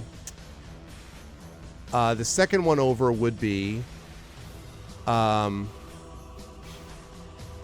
2 plus 1, I believe. So that second one would be worth 3. The third cipher looks like it would be worth 2. And the fourth cipher looks like it would be worth 1. Then on the second row, I think I'm getting that right. Yeah, and then the next one would be, I guess it's a merge between pseudo-braille and binary counting. Yeah, I guess so. And then that next one down, I think middle left would be 8, right? I think if I'm reading that properly. And then the next one over, second column, second row, looks like it would be 4, 2, 1. And then the next one from that would be 4, 2. And the next one from that would be 4, 1. And then the bottom left would be 4 and 8. The next one over would be 2, 1, and 8. Next one would be 2 and 8. and the last one would be 1 and 8. Yeah, it's pretty bad. The illustrated page gives the ciphers from 1 to 12.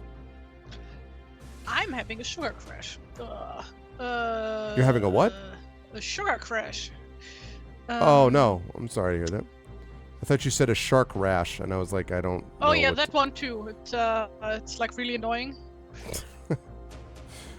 It like makes your skin look smooth, but it's actually really coarse. That's why it's called a shark rash. I see. I see. So each race circle has a specific value. I got it. It was impressive. The best thing is that I can grind wasabi on it. So. Yeah, that which really helps. Well, that will also wake you up from a sugar crash, actually, if you were having straight wasabi. I'm not understanding this at all, because it says that the illustrated page, so that's the one that we're looking at, chat, gives you the ciphers from 1 to 12. But I don't understand how. Like, because each race circle has a specific value. So that looks to me like the one on the top left looks like it's a 4, right? Because look. Hey, Geister. Tuesday Arv Day. So, like, you see that, like, if that's 3 rows of 3, that top left one, wouldn't the top left one be 4? Second one is 3, 2, 1. Oh, it's reversed. It's reversed.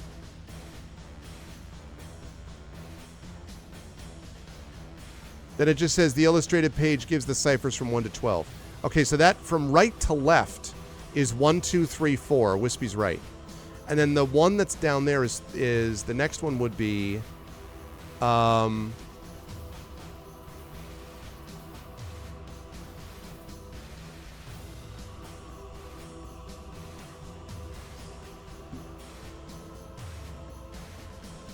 right. No. No, it's two different things, Triffid. So it is a 3. So that number grid I'm showing you in the camera window is 3 by 3. Okay, but then what it's showing you on the page is what the numbers 1 through 12 look like using this system. But what I don't understand is 1 to 4 on the top row works if you go from right to left. Right? If you get...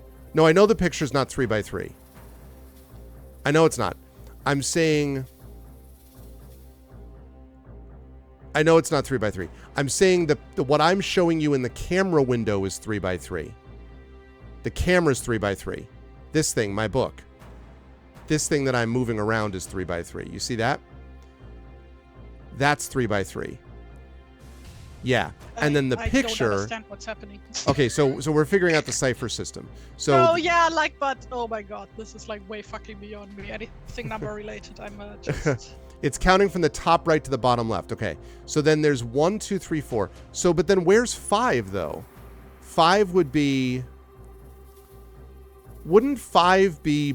So 1, 2, 3, 4. And then you go over all the way to the right again. That's 5. 6 is the what? Yeah, it is. It's right to left each time, which is really weird. The next one over would be 7. That's right. And then 8. That's right. And then 4 plus... Or then we go back to go all the way back to the right again. That's 9, 10, 11, 12. Yes, that's right. So this is going from 1 to 12, except for some reason it's counting from right to left. I guess this is what, Hebrew?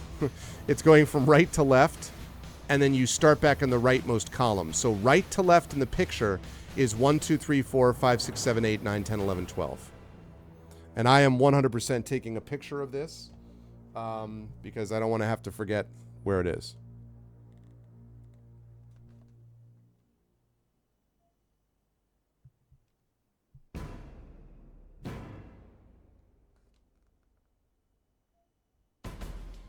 Okay.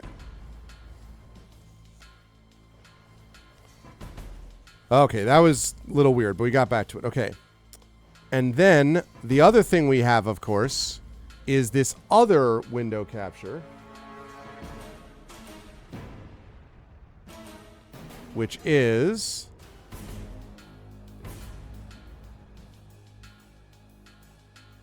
Yeah, I don't really know what I'm doing. I'm just scribbling and then Scribbling. deleting it again because I'm not happy. Well, I was thinking, I mean, like, I didn't know if the, oh, shoot, that's not what I meant to do. This guy, that's what I wanted to do. The old man carrying an enormous book. Sounded like it might be up your alley.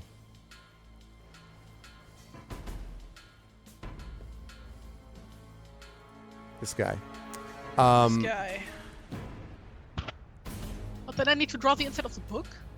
Well, so here's the thing. I'm probably going to have to take a picture of it because these also have meanings, these symbols. So the top left symbol means left.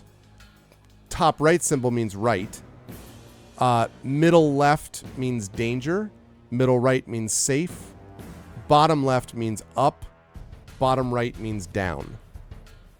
Wispy says you're amazing, Tari. So, Aw, thank you. with which I concur. I concur with this assessment. I'm amazingly brain fogged right now.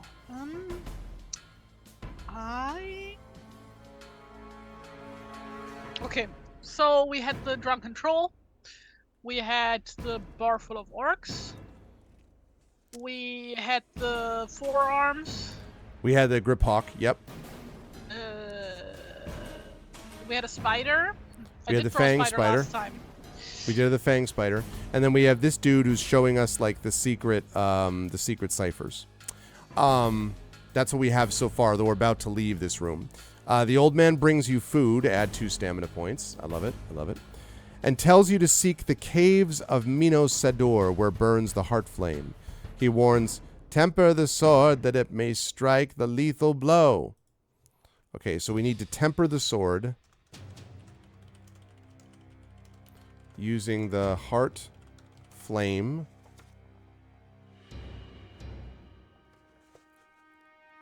In the caves of Minos Sador.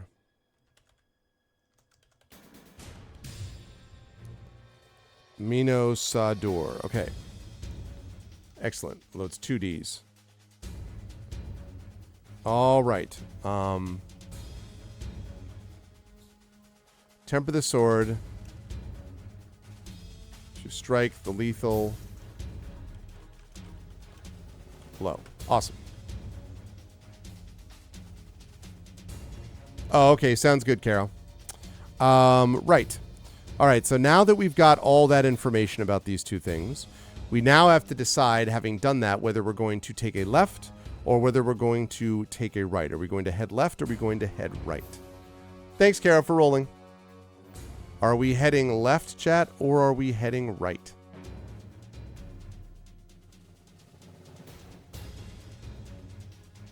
I see a grip hawk on the way. All right, Echo. So, Echo, you can use Effect Life's system though, so that we can actually see it rolled on screen. So it's $roll space 2d6 usually. Oh, you remember? Okay, great, awesome. Okay, so chat, let's get that vote in. Are we going to go left? $vote space 1 means we head left. $vote space right means we head right.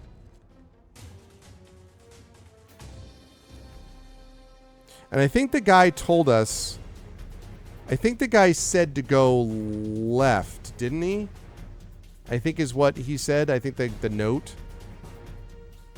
He said to take the leftmost cave? Or some such?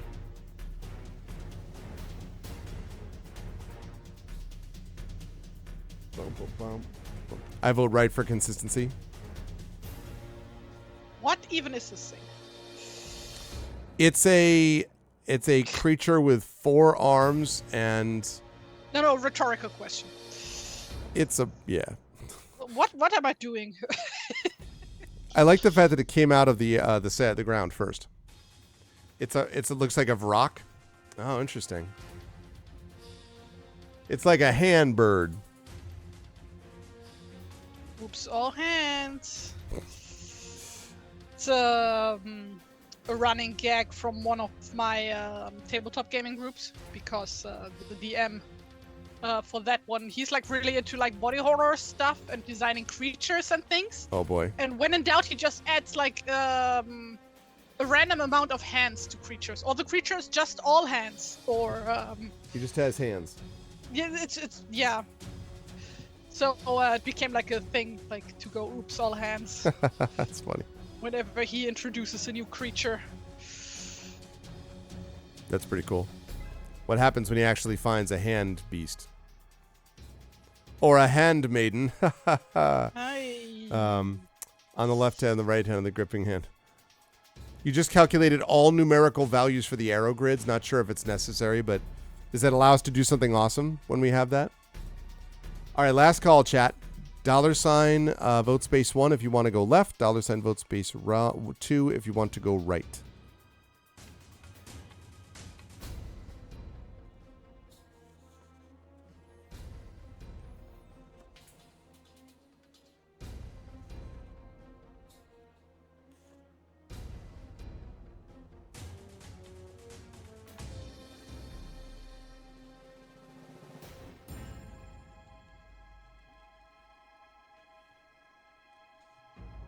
Oh, I see.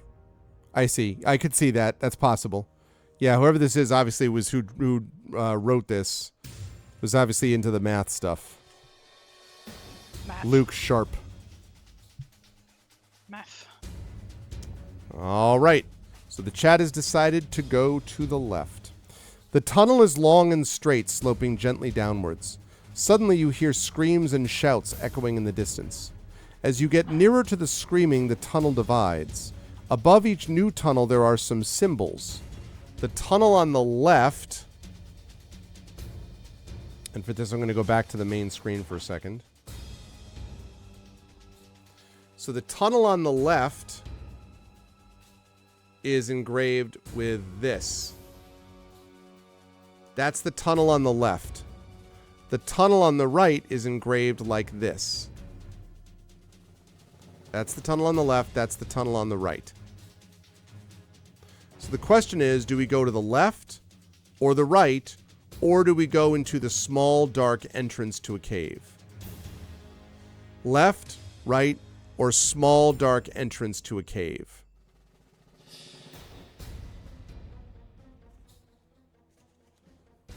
So let me set up the...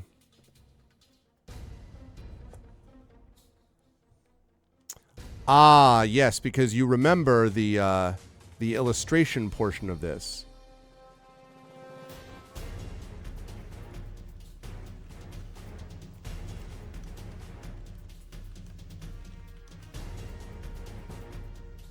Okay, there we go. Yes, and I can show you blank was safe and full was danger. That is correct.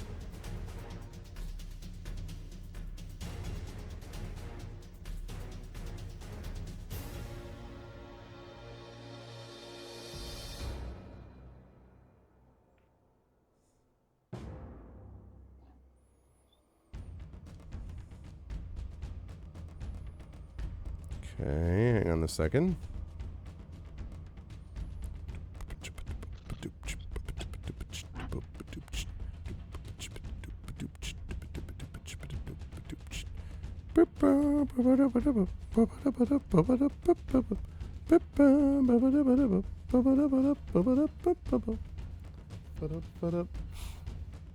I concur.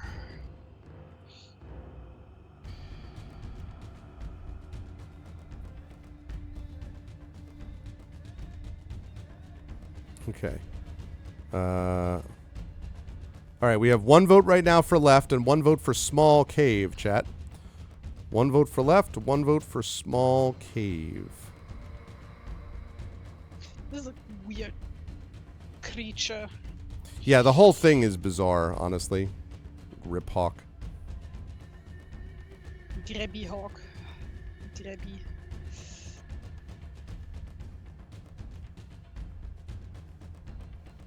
I do whatever I want to do, Theodore. I assume we don't want to run towards danger. It's a $, vote 1. He is terrific. That is a good point. Theodore is definitely terrific. There can be no doubt of that.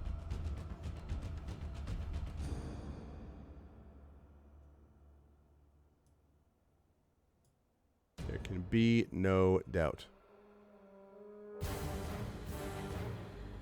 All right, I'm going to last call this. As we have people making up their mind. Left or right. Did you publish the Tuesday streaming schedule yet for this month? Like I did. information? I did, yes. And I think it's fairly set. Because like I'm like on every Tuesday this month, aren't I?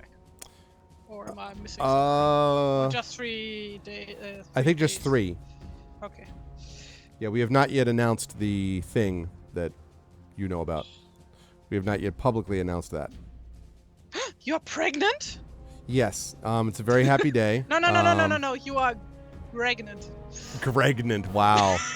That's it's sort of weird because not only am I pregnant, but also pregnant with myself or with someone named after me, which is. Oh my god! You don't know the video that's from. No, there's a video that that's from. Oh yes. I thought that was just please. you. No. That is a whole thing. I'm sure somebody in chat will know what I'm talking about. The Gregnant video. Are you pregante? I've never heard of gonna this. Post it later on the Discord server and memes. Yeah. I have never classic. heard of this. I like quote it all the fucking time. It's one of my favorite fucking things. It's so stupid. That is funny. All right, we're closing that. Pregnant with expectation. Yes. Okay, so Chad has decided to go left. Properly ciphering, as they say. After a long walk, you stop to sleep. When you awake, you see Tabisha with a blind fish lying in front of her. If you wish to eat now, add 4 stamina points. And we will... Tabisha. Yeah, it means we don't even have to use one of our provisions. Good work, Tabisha. If we have the means, we could add an extra 2 stamina points, but we don't need to worry about that. Now we're up to full. When you get up, you hear the shuffling of many feet ahead of you. Looking around, you find 2 possible places to hide. A little niche to the left, or then a hole to the right. Sorry, couldn't. Let's do the game book again. All right. You find 2 possible places to hide. A little niche to the left or a hole in the ground to the right. So, $ vote space 1 is the niche to the left. $ vote space right is the hole in the ground to the right. Is that how it works? They're all Greg? Oops, all Greg? Yeah, Echo is claiming that all babies born are named Greg by default, which is not something I was aware of. Well, of course not, because you're one of them. Yeah, I was gonna say. I mean, I just assumed that it was always this way. Like, I mean, how would I know?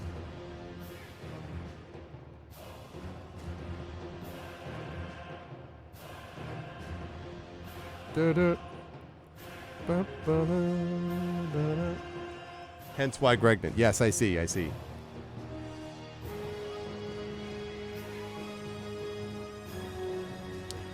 Okay, last call.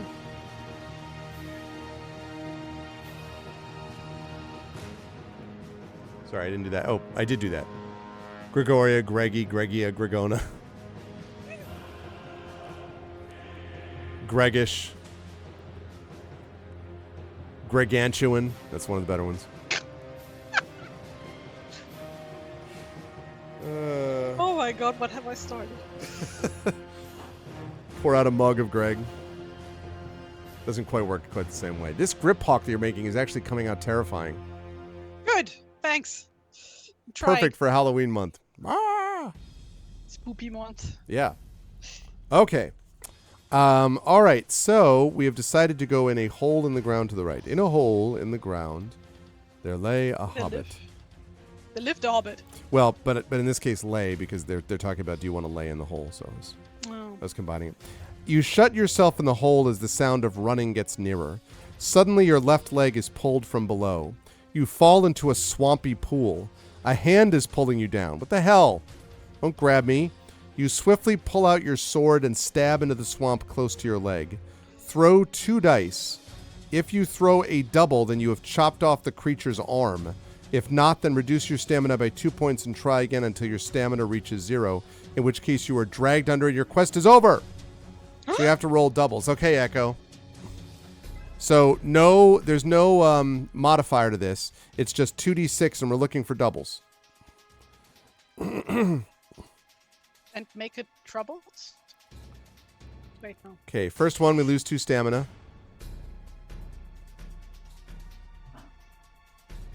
Looking for a double. Looking for What do a you double. call in English the little dangly bits that like roosters and chickens have below their chin? I guess? Waddle. A waddle. A waddle. Mm-hmm. All right, Echo, keep rolling. We need a good stuff to begin with, but we need a doubles here. That is not going to do it, sadly. We're down to 14. Down to 12.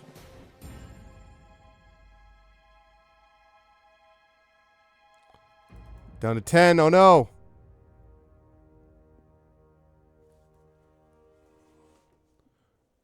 I think our cat could help us here, but apparently not. Oh yeah, we have a cat. Oh. The cat is Yeet the not. cat? The cat's not. The cat doesn't seem to be doing anything in this situation. Yeet the cat. Uh-oh, we're down to 8 stamina. This is bad. Yeah, there we go. Woo! We did it. We cut off its arm. If you succeed, you clamber out, find no one around, and rush off down the nearest tunnel. Add 1 luck point. All right, well, before I do anything else, chat, given that the situation we're in, can we please have one of our provisions so we can go up to 12 stamina? Can we do that? Is chat okay with us eating since we just got out of that dangerous place? We're good now on the rolls, Echo. We did it. All we needed was to roll the doubles, so we made it out. We're terrific, so no. Yeah, but we're not terrific at the moment. We've got 8 stamina. All right, Wispy says yes. Others in chat, you can just tell me in chat. Do we eat it or not? I'm okay with it. You have enough provisions. Just Okay. eat it. Just eat it. Eat it. Eat it. Eat it. Just eat it. Eat it. Did you actually see the Weird Al movie that came out a few years last year? 2 years ago? No, I heard it was good. And I like Weird Al. I've actually seen Weird Al like in concert. Yeah, same. Yeah. Last year? Last winter? Mine was a few years I don't ago. His band was good too. Like he had a tight band. It was fun. Oh, in February. February. Yes. That's such a difficult word in English. On Carnival, actually, that was like a whole thing. Like half of the audience came up. Oh, really? Like dressed up in costumes That's just because cool. it was Carnival's weekend. That's cool. Yeah, he's been great for a long time. I like Weird Al. And everybody seems to know him regardless of generation. Like they all know about him on some level. Okay. So, oh boy, this is gonna be one that after this grip hawk you might like this one. Inside the tunnel you hear a dragging, hissing, sniffling sound.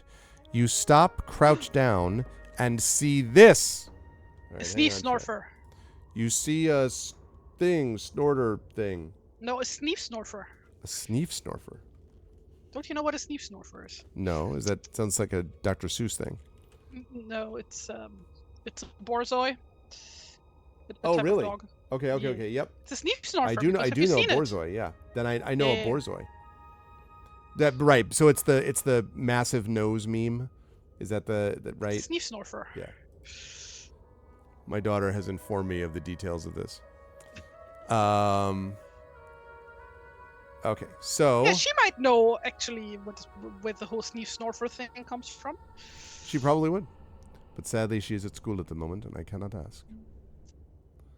Okay, so what you see, chat, which I will show you in a minute, I'm just getting the window sized right, is you see this. You see a scaly lizard-like creature dragging a dead orc along the ground. It sees you, drops its burden, and rushes at you with its long, spiky tail swishing from side to side. Oh my goodness. Snorfer. This is called a tail spiker. A tail spiker. Let me guess, because it has spikes on its tail. I'm sure that this is way more subtle than that. All right, Echo. So this time we're going to be rolling again. No, his skill, he should have one more than that. He should have a 14. I'll fix it for next time. So we need to beat a 14, and this time you're adding 9 to the modifier because that's our skill, Echo. So 2d6 plus 9 is what you're going to be rolling in chat.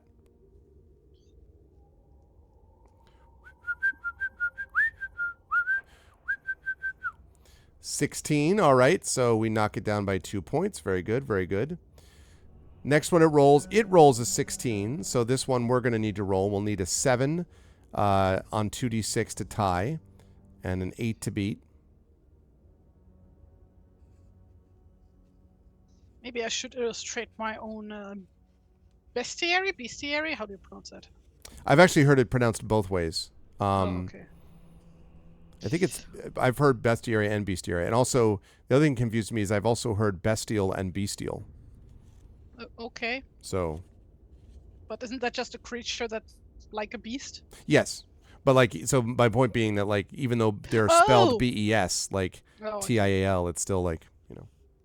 All right. Are you saying this is all equal BS? Clever. Clever. Thank you. E. Okay, Echo, so let's get your rolls here as we continue to fight this tail spiker. I have rolled a 16 for the tail spiker.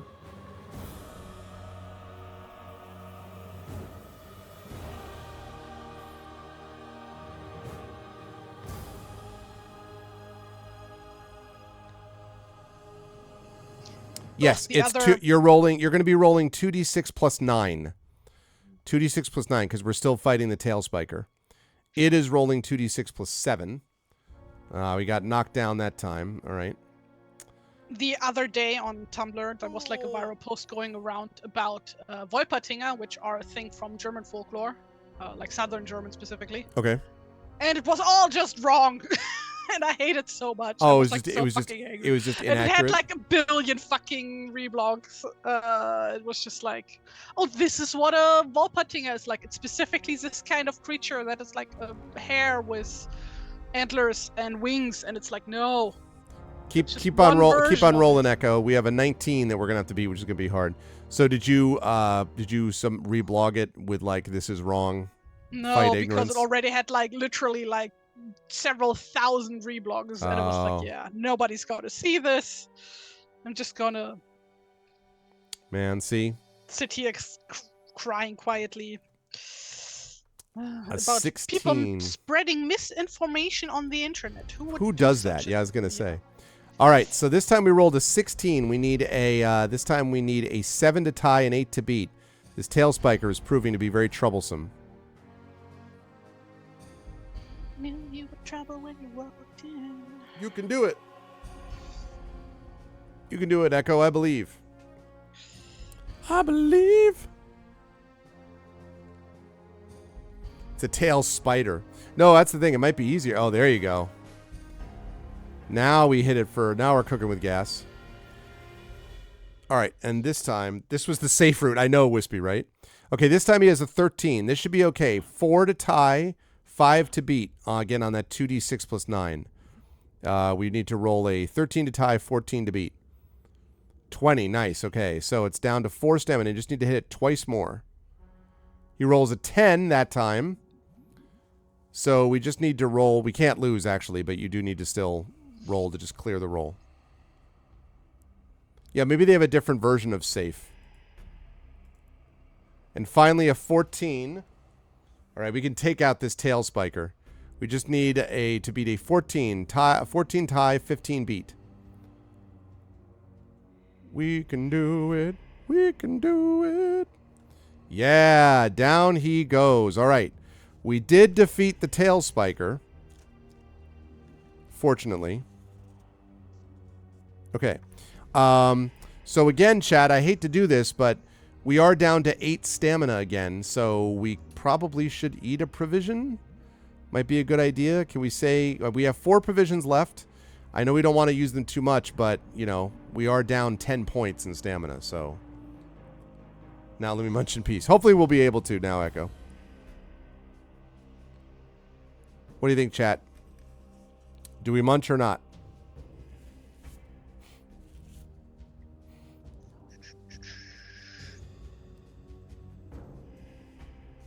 Okay. What say you, chat? Do we eat or not? Do we eat to get our stamina back up to 12 points, or do we not do that? Also, now that we have defeated the dreaded tail spiker, we can go back to the amazing artwork of one TariToons, who is still gripping us, getting ready to grip. Oh! More imagining it doing like one of those really like ear-ringing screeches, like it doesn't even sound like a bird. Oh yeah. Like a Nazgul from the films, for example, or whatever. Oh, you already said go ahead. Well, it's just that this is a second asking of it, because we did it once and then we got down. Then we had to eat again because we got hit by this tail spiker. Okay, that brings us to. Why don't we just eat the tail spiker? I know that's true. Well, because it's not. It's like eating a cactus. Like the needles and all that. You can't take those off, right? They do eat cactuses. Not if you're going to be a real person. No, real eaters of real cacti eater. Don't take out the needles. The tunnel opens out into a huge cavern. You cannot see the top or the sides. There is a dull red glow, and you can see several fires dotted near and far. As you walk further into the cavern, you see signs that a great battle has recently taken place. Orcs, trolls, dwarves, and Gadden knights are lying all around, among bits of armor, spears, swords, and machines of warfare. Occasionally, furtive creatures appear and drag one of the dead or dying into a dark hole. To your left, you see what appears to be a last stand. A group of warriors are being attacked by a horde of orcs. Should we help, or do we keep under cover? What do you think, chat? Do we help these orcs? I mean, the orcs. The humans, I guess. No, we help the orcs. We help the orcs, yeah. Do we help one of them? But do we help in the fight, or do we stay under cover? It is my question. How much longer are we going, by the way? Another 15 to 20 minutes. Yes.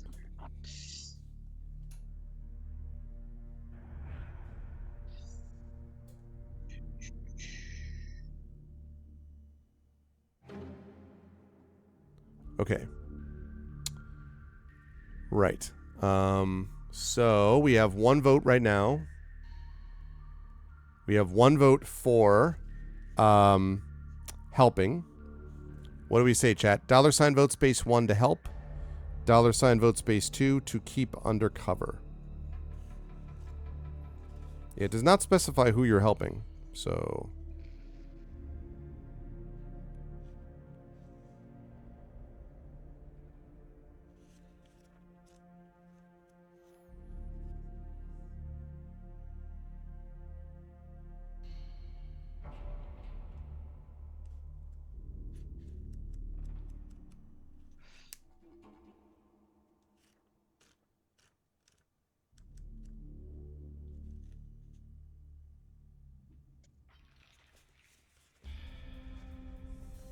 All right. Hi, Craigery.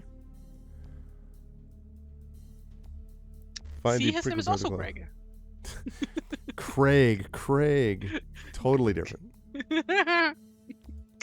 I've had, my name is not the most unusual name, obviously. I have had people who, when I use it, are like, want to add a G onto it, like 2 Gs. I'm like, why would you? Isn't it just easier to default to the one? And then I've had some people who were like, I had one person who wanted to know Craig, sometimes get mixed up with Greg. And then also I've had someone who's like, Rig. I'm like, yes, the lizard from The Last Starfighter is my name. No, my name is not Rig. My name is Greg. And Rig is also a Solar from my book Icarus. And that's not it either. It's Greg. There's Craig and Greg. K versus G. Not that hard. All right, so it looks like we are going to help. All right, it's time to help these people. They must be helped. You burst through a line of orc crossbowmen and rush for cover. Test your luck. All right, so if Echo is still there to roll dice, I would need you to roll 2d6. We're looking for an 11 or less. So that would be the case if you are still there. If not, we can have someone else roll it. Because of Greg's? What is Greg's? I mean, as a last name, like, used to be a senator called Judd Gregg.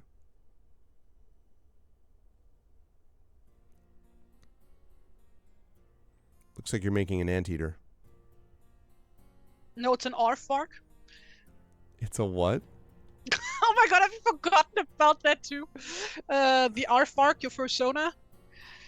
Oh God, yeah. Yep. I thought you were doing a snifferty snoot, whatever the hell you called it. Sneep Snorfer. Sneep I'm doing Snorfer. Sneep Snorfer. A lot of sharp teeth. You've always been curious what the A. Oh, my middle initial? It stands for Andrew. You know, you don't have to like tell them the truth about that. You can just come up with something like really weird, like Andromeda or Right. uh, Ares. They named me after the Ares. god of war. Gregory Ares. It stood for Arvin. That's where I got it. Don't you know? Yes, perfect. It actually there was no name with it. Affect Life. My middle name is just A. E. That's my middle name. Oh, like Homer J. Simpson. Yeah, Homer Chase. Exactly. A. There's a thing about that where, like, in Star Trek, James T. Kirk, one of the episodes, they show his headstone, like this alien, like predicts his death, and his middle initial is something other than T, but his middle name is really Tiberius, James Tiberius Kirk, but the middle name on the other one is like L or something before they figured out what T was. Yep. That is my full name. Okay. Gregory Tiberius Kirk. Gregory Tiberius Kirk. Tiberius is one of those names that like is just going to be the one that you're like, here's the deal. Like you can't, like if I had hated the name Gregory, I could have theoretically changed my name to Andrew, right? Yeah. But like Tiberius, you're not going to change your name to unless you're incredibly pretentious. So Oh my god, did I tell you that my brother wanted to name my nephew Tiberius? Tiberius, or really? Tiberius, I guess. Oh my like, because gosh. German pronunciation, but like, we are all glad he didn't go with that one. Yes, that would not be good. Okay, can I ask one of the people in chat? Don't everybody do it, please. To roll, and you can do it in chat. $ roll space 2d6, and we're looking for an 11 or less. That's what we're looking for, an 11 or less, because we're trying to be lucky as we run towards these orc crossbowmen. Thank you, Wispy. All right, so we are indeed lucky. So if you were unlucky, we'd have to throw a die to show how many bolts had hit us, but we were lucky. If you are lucky, you have made it to the defended line and are greeted by the Gadden Knights, 30 of them, all wounded and all blind. Their leader, oh, check this name out, Tari. Alkis Fear Slicer approaches, and you explain your quest. Occasionally an arrow lands close by. Alkis recounts how the Gadden raised the standard of the Field Brethren with the objective of ridding their land of the Kudam and their followers. But the Gadden never realized that there would also be so many fell creatures to fight. Alkis then calls out, Saliak, we must use the crystal. A tall warrior with a large black beard warns of the dangers, but a fresh hail of arrows seems to change his mind. The crystal, huh? The crystal is very powerful. It will bring complete darkness to this land and confuse our enemies who still need sight and light. We are masters of the dark and will escape, but the spell is dangerous. One or two may die in its casting. The group forms a circle. A small crystal is put into the middle and a strange chanting begins among the warriors. Suddenly there is a flash from the crystal and one of the group is struck. She collapses and disappears, but the chanting continues. Throw a die. This is your position in the group. Okay, so I need someone to roll just 1d6. So $ roll space 1d6 to see where we are in the group.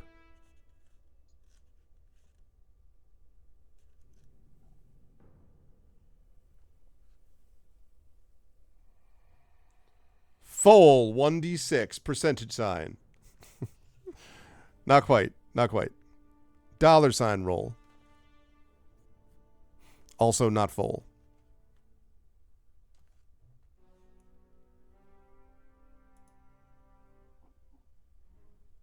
There we go. Okay, now I need you to roll that same thing again. Roll 1d6 again, Wispy. So you got it once. Do it one more time. $ roll 1d6. Why don't I design creatures more often? Yeah, this thing you're making is pretty cool. So check this out. If the number was the same, then we would have been struck by the next arrow, and it says you have been fatally wounded and take no more interest in the quest. So I'm glad that didn't happen. Suddenly there is darkness, darker than any darkness you have ever experienced. A hand grabs you, and you are led away at a fast trot in complete silence. Just then you hear a hissing and sniffing sound, and the warrior leading you stops. You both hear a third person. You think you can escape me by your puny spells? I can see you. The warrior who had been leading you speaks, and you realize that it is Alka's Fearslicer. Kudam, I will hold him off. Run! Do you run or try to help fight a Kudam in the dark? So, $vote space 1 means you run, as you have been told to do. $vote space 2 means you try to help fight a Kudam in the dark. It's just a Kudam in the dark. A Kudam in the dark. Even if we're just a Kudam in the dark. Da, da, da, da, da. I was doing Dio. How I know. dare you? I changed it to Bruce Springsteen. Boo. Better part of valor. Better part of valor.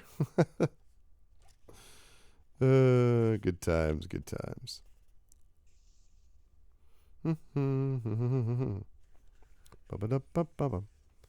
Uptown, living in the city. We need to kill Kudams. It's true, although I don't know that we can do it in the dark, though. Because we are not, like, we don't have whatever it is, sense fighting or whatever they call it.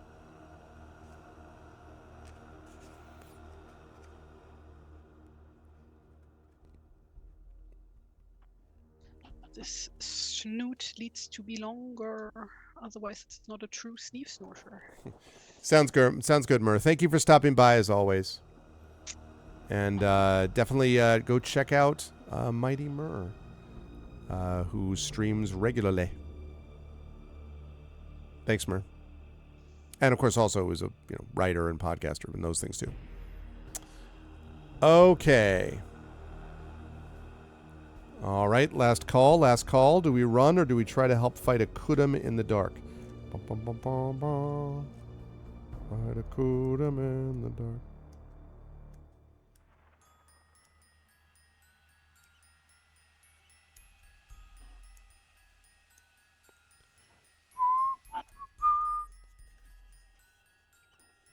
Oh, yeah. He told us to run.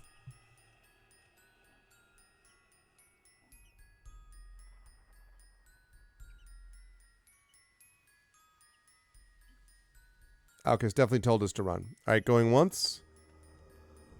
Now I have Twice. Rainbow in the Dark stuck in my head. Well, there are much worse worse songs to have stuck. Yeah, I was going to say. Okay, so we are going to run. Like the coward you are, deduct 30 stamina. No, I'm just kidding. You hear the clash of swords as you run away. You have no idea of the correct direction and stumble along, making a lot of noise. Suddenly you hear a voice in the dark. Come with me if you want to live. No, that's not what you hear. You do hear a voice in the dark that says, come with me. A hand leads you across the terrain until you are told that you are safe. The voice belongs to Carista, Alkis's second in command, and you are in Govanthian, a Gaddan settlement. In the pitch black, you recite your story, and Carista tells you that she is worried. Alkis has yet to return. You are left to sleep. When you wake up, you open and shut your eyes, but it makes no difference. It is still completely dark. Ah, good. You have slept well, I trust? You can tell that it is the voice of Alka's Fearslicer. He tells you how he evaded the Kudam and spent the rest of the time laying false trails. The evil ones are not yet strong enough to attack Gavanthian, but soon your quest must succeed. In the darkness, you are taught to sense fight. Okay. So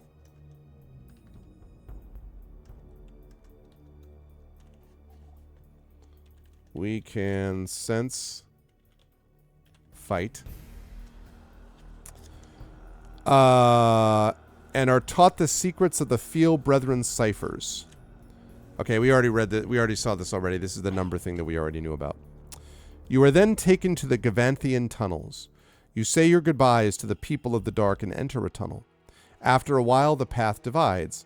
One leads up, the other goes down. Which one will you take? Yeah, Jedi training in the dark, Geister also. $ vote space 1 means we go up. $ vote space 2 means we go down.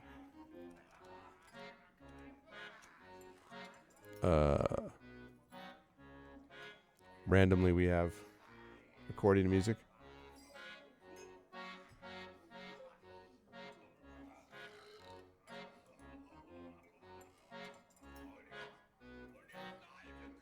No, the ciphers are the exact same. It's this thing that we already saw. It was just another opportunity for us to learn this thing that we were looking at, like the grid before Wispy. Same deal.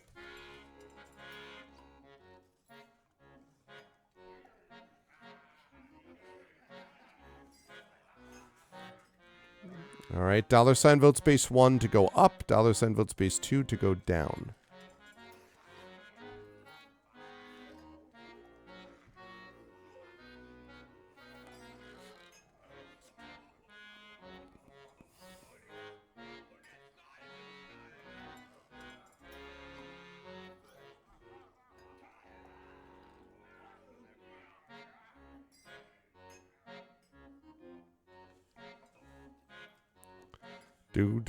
Do. All right, we're going to last call this.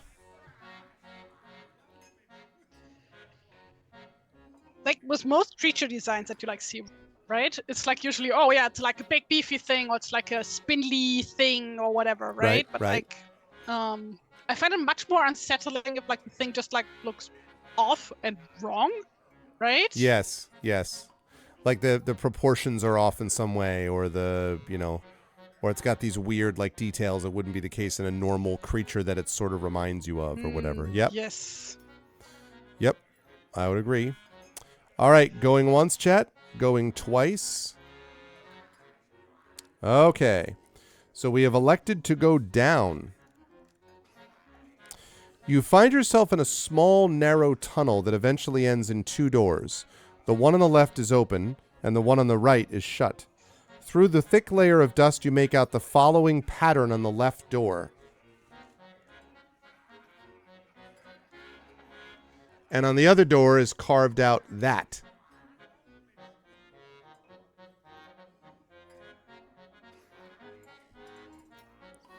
So, do people remember the cipher? That's a character from the Matrix, right? Cipher? Yes. Yes. Exactly the reference, of course. Totally the thing.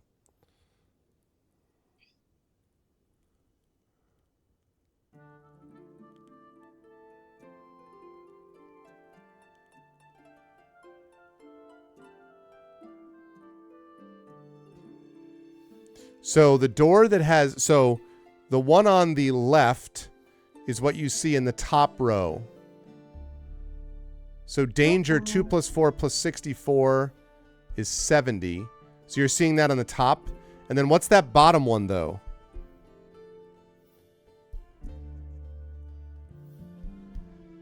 Oh, I don't think that bottom one is actually 64, though. This one that you're seeing on that one is actually the... See, it's... Wait a second.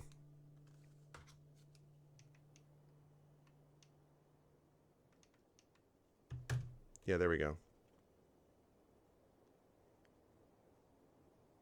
Can you see now? It's like the middle. It's the middle of the page. Like, here, let me go to the main screen for a minute. Like that.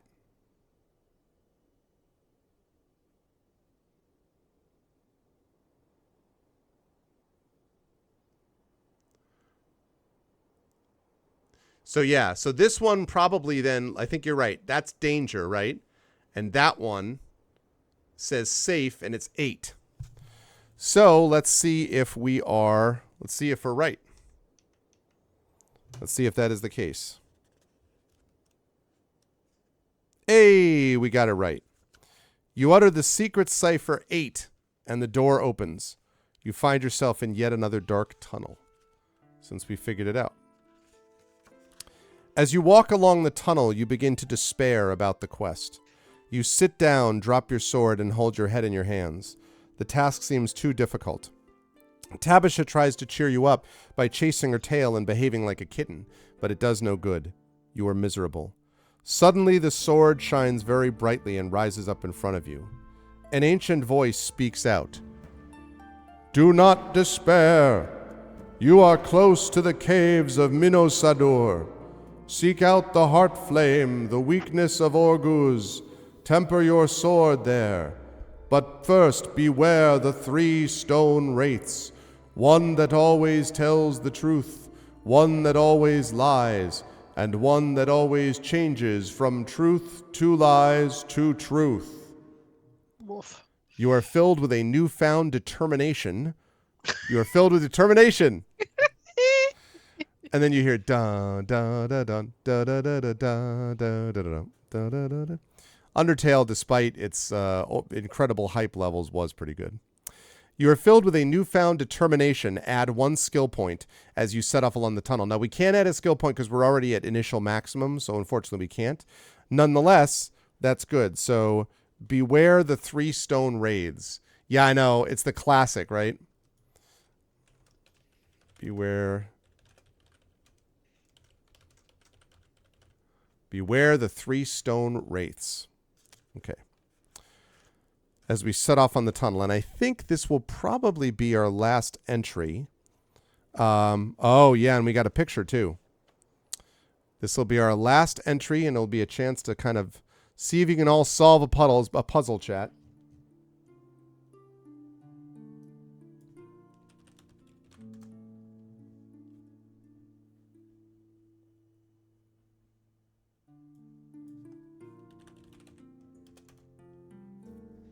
I can hear my cat crying downstairs. I think she is in heat.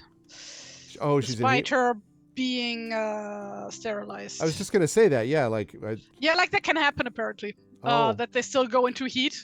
So it's like usually not as strong apparently. Okay. Apparently can have a bunch of causes. Like for example, if there's like even a little bit of like I don't know, uterus or whatever left that like still produces hormones. Oh, interesting. Oh, poor Lorelai.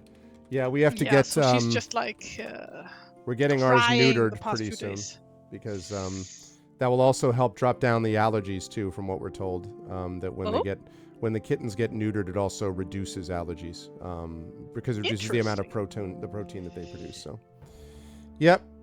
I'm sure the kitties will not be fans of it, but they will be in the long run. They will be in the long run. Not to mention the fact that actually the breeder requires it. You have to sign a contract saying you, for understandable reasons, right? Like if you bought it from them and then you're like, now I am a breeder, like that would obviously be bad for business. Plus, it's just better for the cats anyway. So yes. And for the environment. Yep. Why can I not find this thing? Because it doesn't want to be found, clearly. But it's so cool. Let's see. If it's not as cool, nothing is as cool as your illustrations, but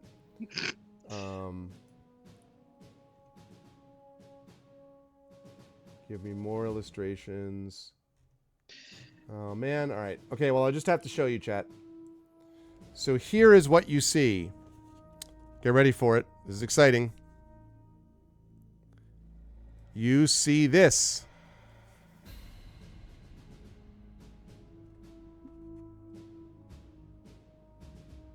Rah. Those guys are actually drumming.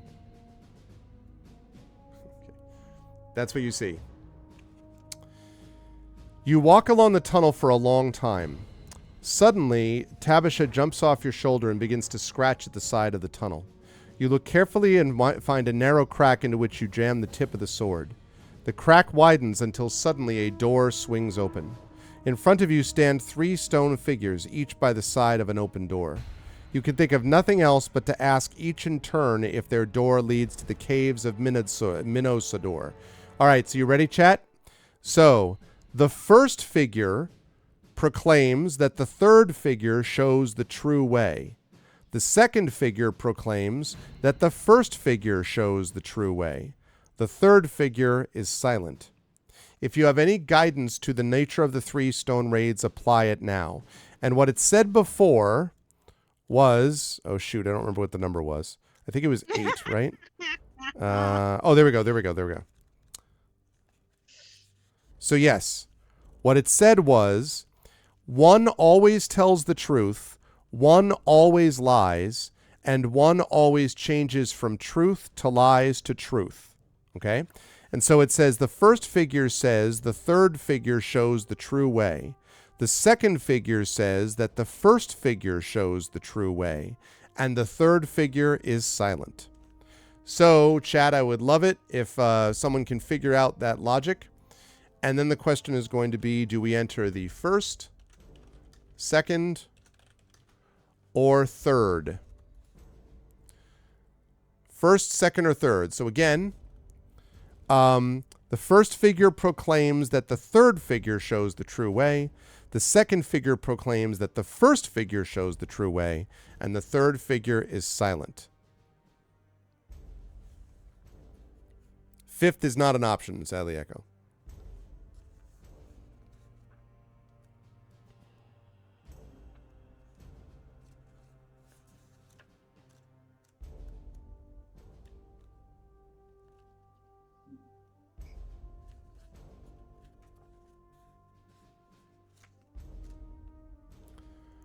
First says the third shows the true way. The second says the first shows the true way, and the third is silent. And we were told that 1 always tells the truth, 1 always lies, and 1 always changes from truth to lies to truth. So given all that, what do you think? Look, it is a very spiky boy. That is a super spiky boy. That was Tail Spiker? Yes. Tail Spiker, who looks a little bit like a Saluki. What? A Saluki. What? If you look up, Google a Saluki, S-A-L-U-K-I. S-A-L-U-K-I.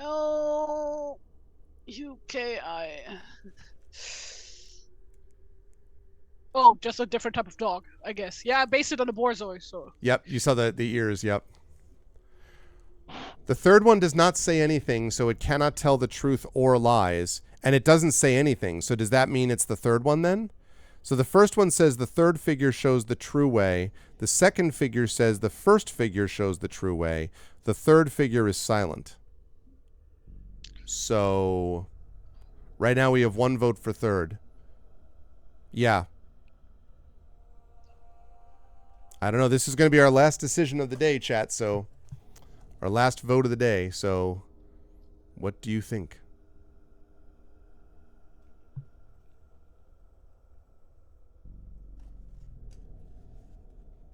Kind of reminds me of an eelhound. Yes, and it was reminding me of something else also. Oh, you know what it reminds me of? Did you play the Dishonored games? No. Those are super good, by the way. There is one of the creatures, I think in the first Dishonored, looks like a hound, but with it looks like this with a big long snout, thin snout, with like these crazy spiky teeth. Reminds me of this. So yeah, that I can see. All right, so going once, chat. We have 2 votes for third. Going once, actually 3 votes for third. Going twice. I'm too distracted by updating APP anymore. It's funny. Okay, let's see. Third it is.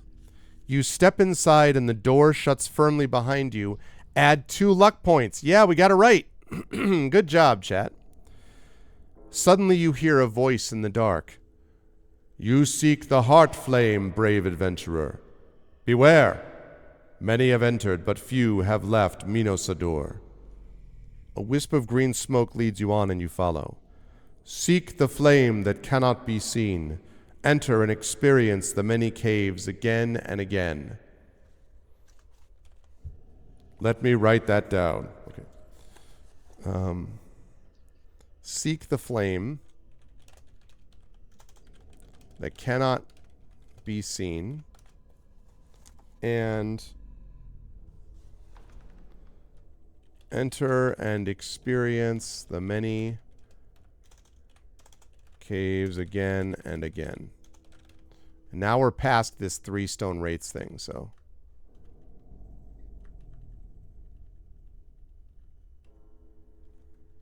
Okay. The smoke dissipates and you are in complete darkness. The sword will not shine and Tabasha is cowering in your pocket. You stretch your hands out and walk into the darkness. And that, where we walk into the darkness, is where we will wrap for today at the save point of 2. But I think we did some good progress here. We found the ciphers. We got some notes. We have not run into any. We ran into one Kudum, but we couldn't fight him because darkness. We've been taught how to sense fight, so now we know that. And we had a bunch of creatures that we defeated. We're still sitting there at 12 out of 18 stamina, but that's not too bad. So in general, I'd say that we did fairly well from what I can tell. And of course, most importantly, we got to hang out together and watch Tari do her amazing work as the illustrator of this little endeavor that we have, Darkness Wrap. So let's take a look. Just doing the illustration as a side thing. I'm mainly here to make very bad jokes and. Well, I mean that's really that's really the reason. That's why you get paid the big bucks. Is really that honestly. Yes. Let's take a look and see what drawings we did today, Tari. Yes, then let's go back to the beginning. I love Spiky Lizard Doggo. That was the warm up, Fifi. Yeah, yes. Fifi, let's go. Then our hero of this book, Theodore the Terrific, and Tabasha. I'll come back to that in a minute, Echo. I love that. He's just so wholesome, Theodore. Then our encounter with the Dark Elf in the not Underdark. Dark Elf's like, ah! And he was like, I have a shiny sword, plus mom. Plus mom. Is that the modifier, yeah? Yeah, plus mom. Plus mom modifier. Mm-hmm. Yep. 1d20 plus mom. Oh, I did not finish that one. Yeah, that one. There we go. The Grip Hawk. That thing is really, I love the shadowing or the, not silhouette effect, but like the, what would you call it? Like, I guess it is silhouetted, the leg that's in the back. Yeah. You know? Yeah, silhouetted, sure. That works. But Grip There's Hawk. Probably an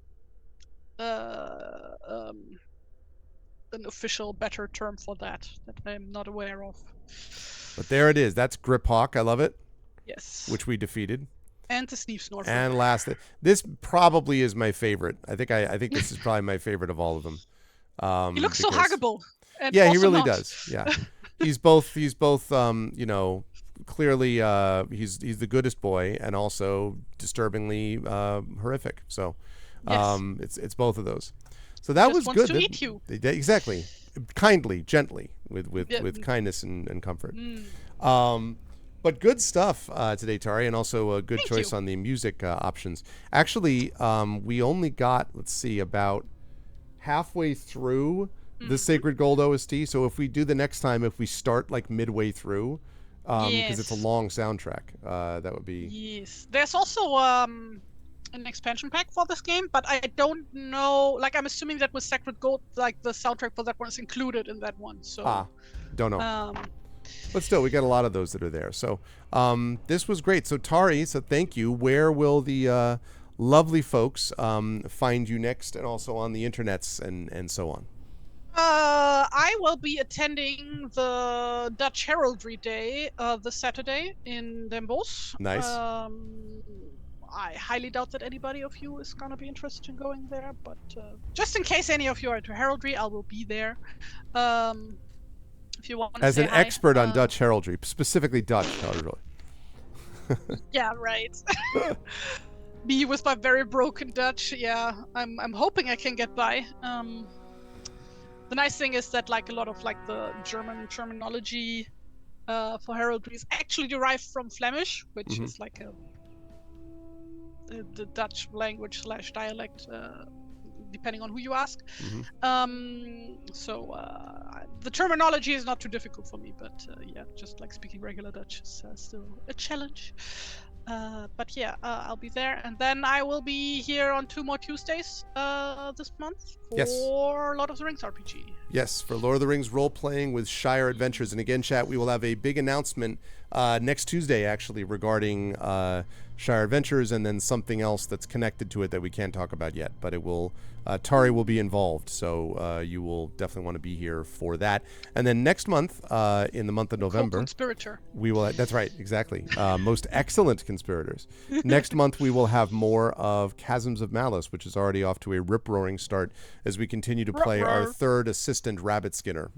So it's gonna be good. So I am excited for that. So Tari, thank you. They can find you, I believe, on the internet everywhere as at Tari, Tumblr, right? And Blue Sky now. You're on Blue Sky. On Tumblr, on Instagram, and on Blue Sky at TariToons. So go and support those things, chat. You should go over and follow and support and all that stuff. And then find her at this Dutch heraldry thing. Totally do that as well. This Dutch heraldry thing. De Nederlandse Dag van de Heraldiek. That, yeah. Right, what you said. I more or less said that. Say that. I more or less said that. Uh-huh. But thank you, Tari. This was fun. And I will see you next Tuesday. Yes. Bye-bye. Bye-bye. Or how do, as we say here.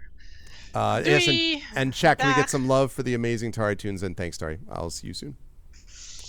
Bye-bye. Bye. Alrighty. So, good stuff. We returned to our fighting fantasy game. I mean, we already were doing it, but more of those roots, so to speak, as we got back into this with Chasms of Malice. Really enjoyed that. That was a good time. I always have fun with these with Tari, and I'm always amazed, obviously, at the level of the art and all that style. I'm always exceedingly impressed, and I continue to be impressed. And if you want to be, you're like, where can I get some of that art myself?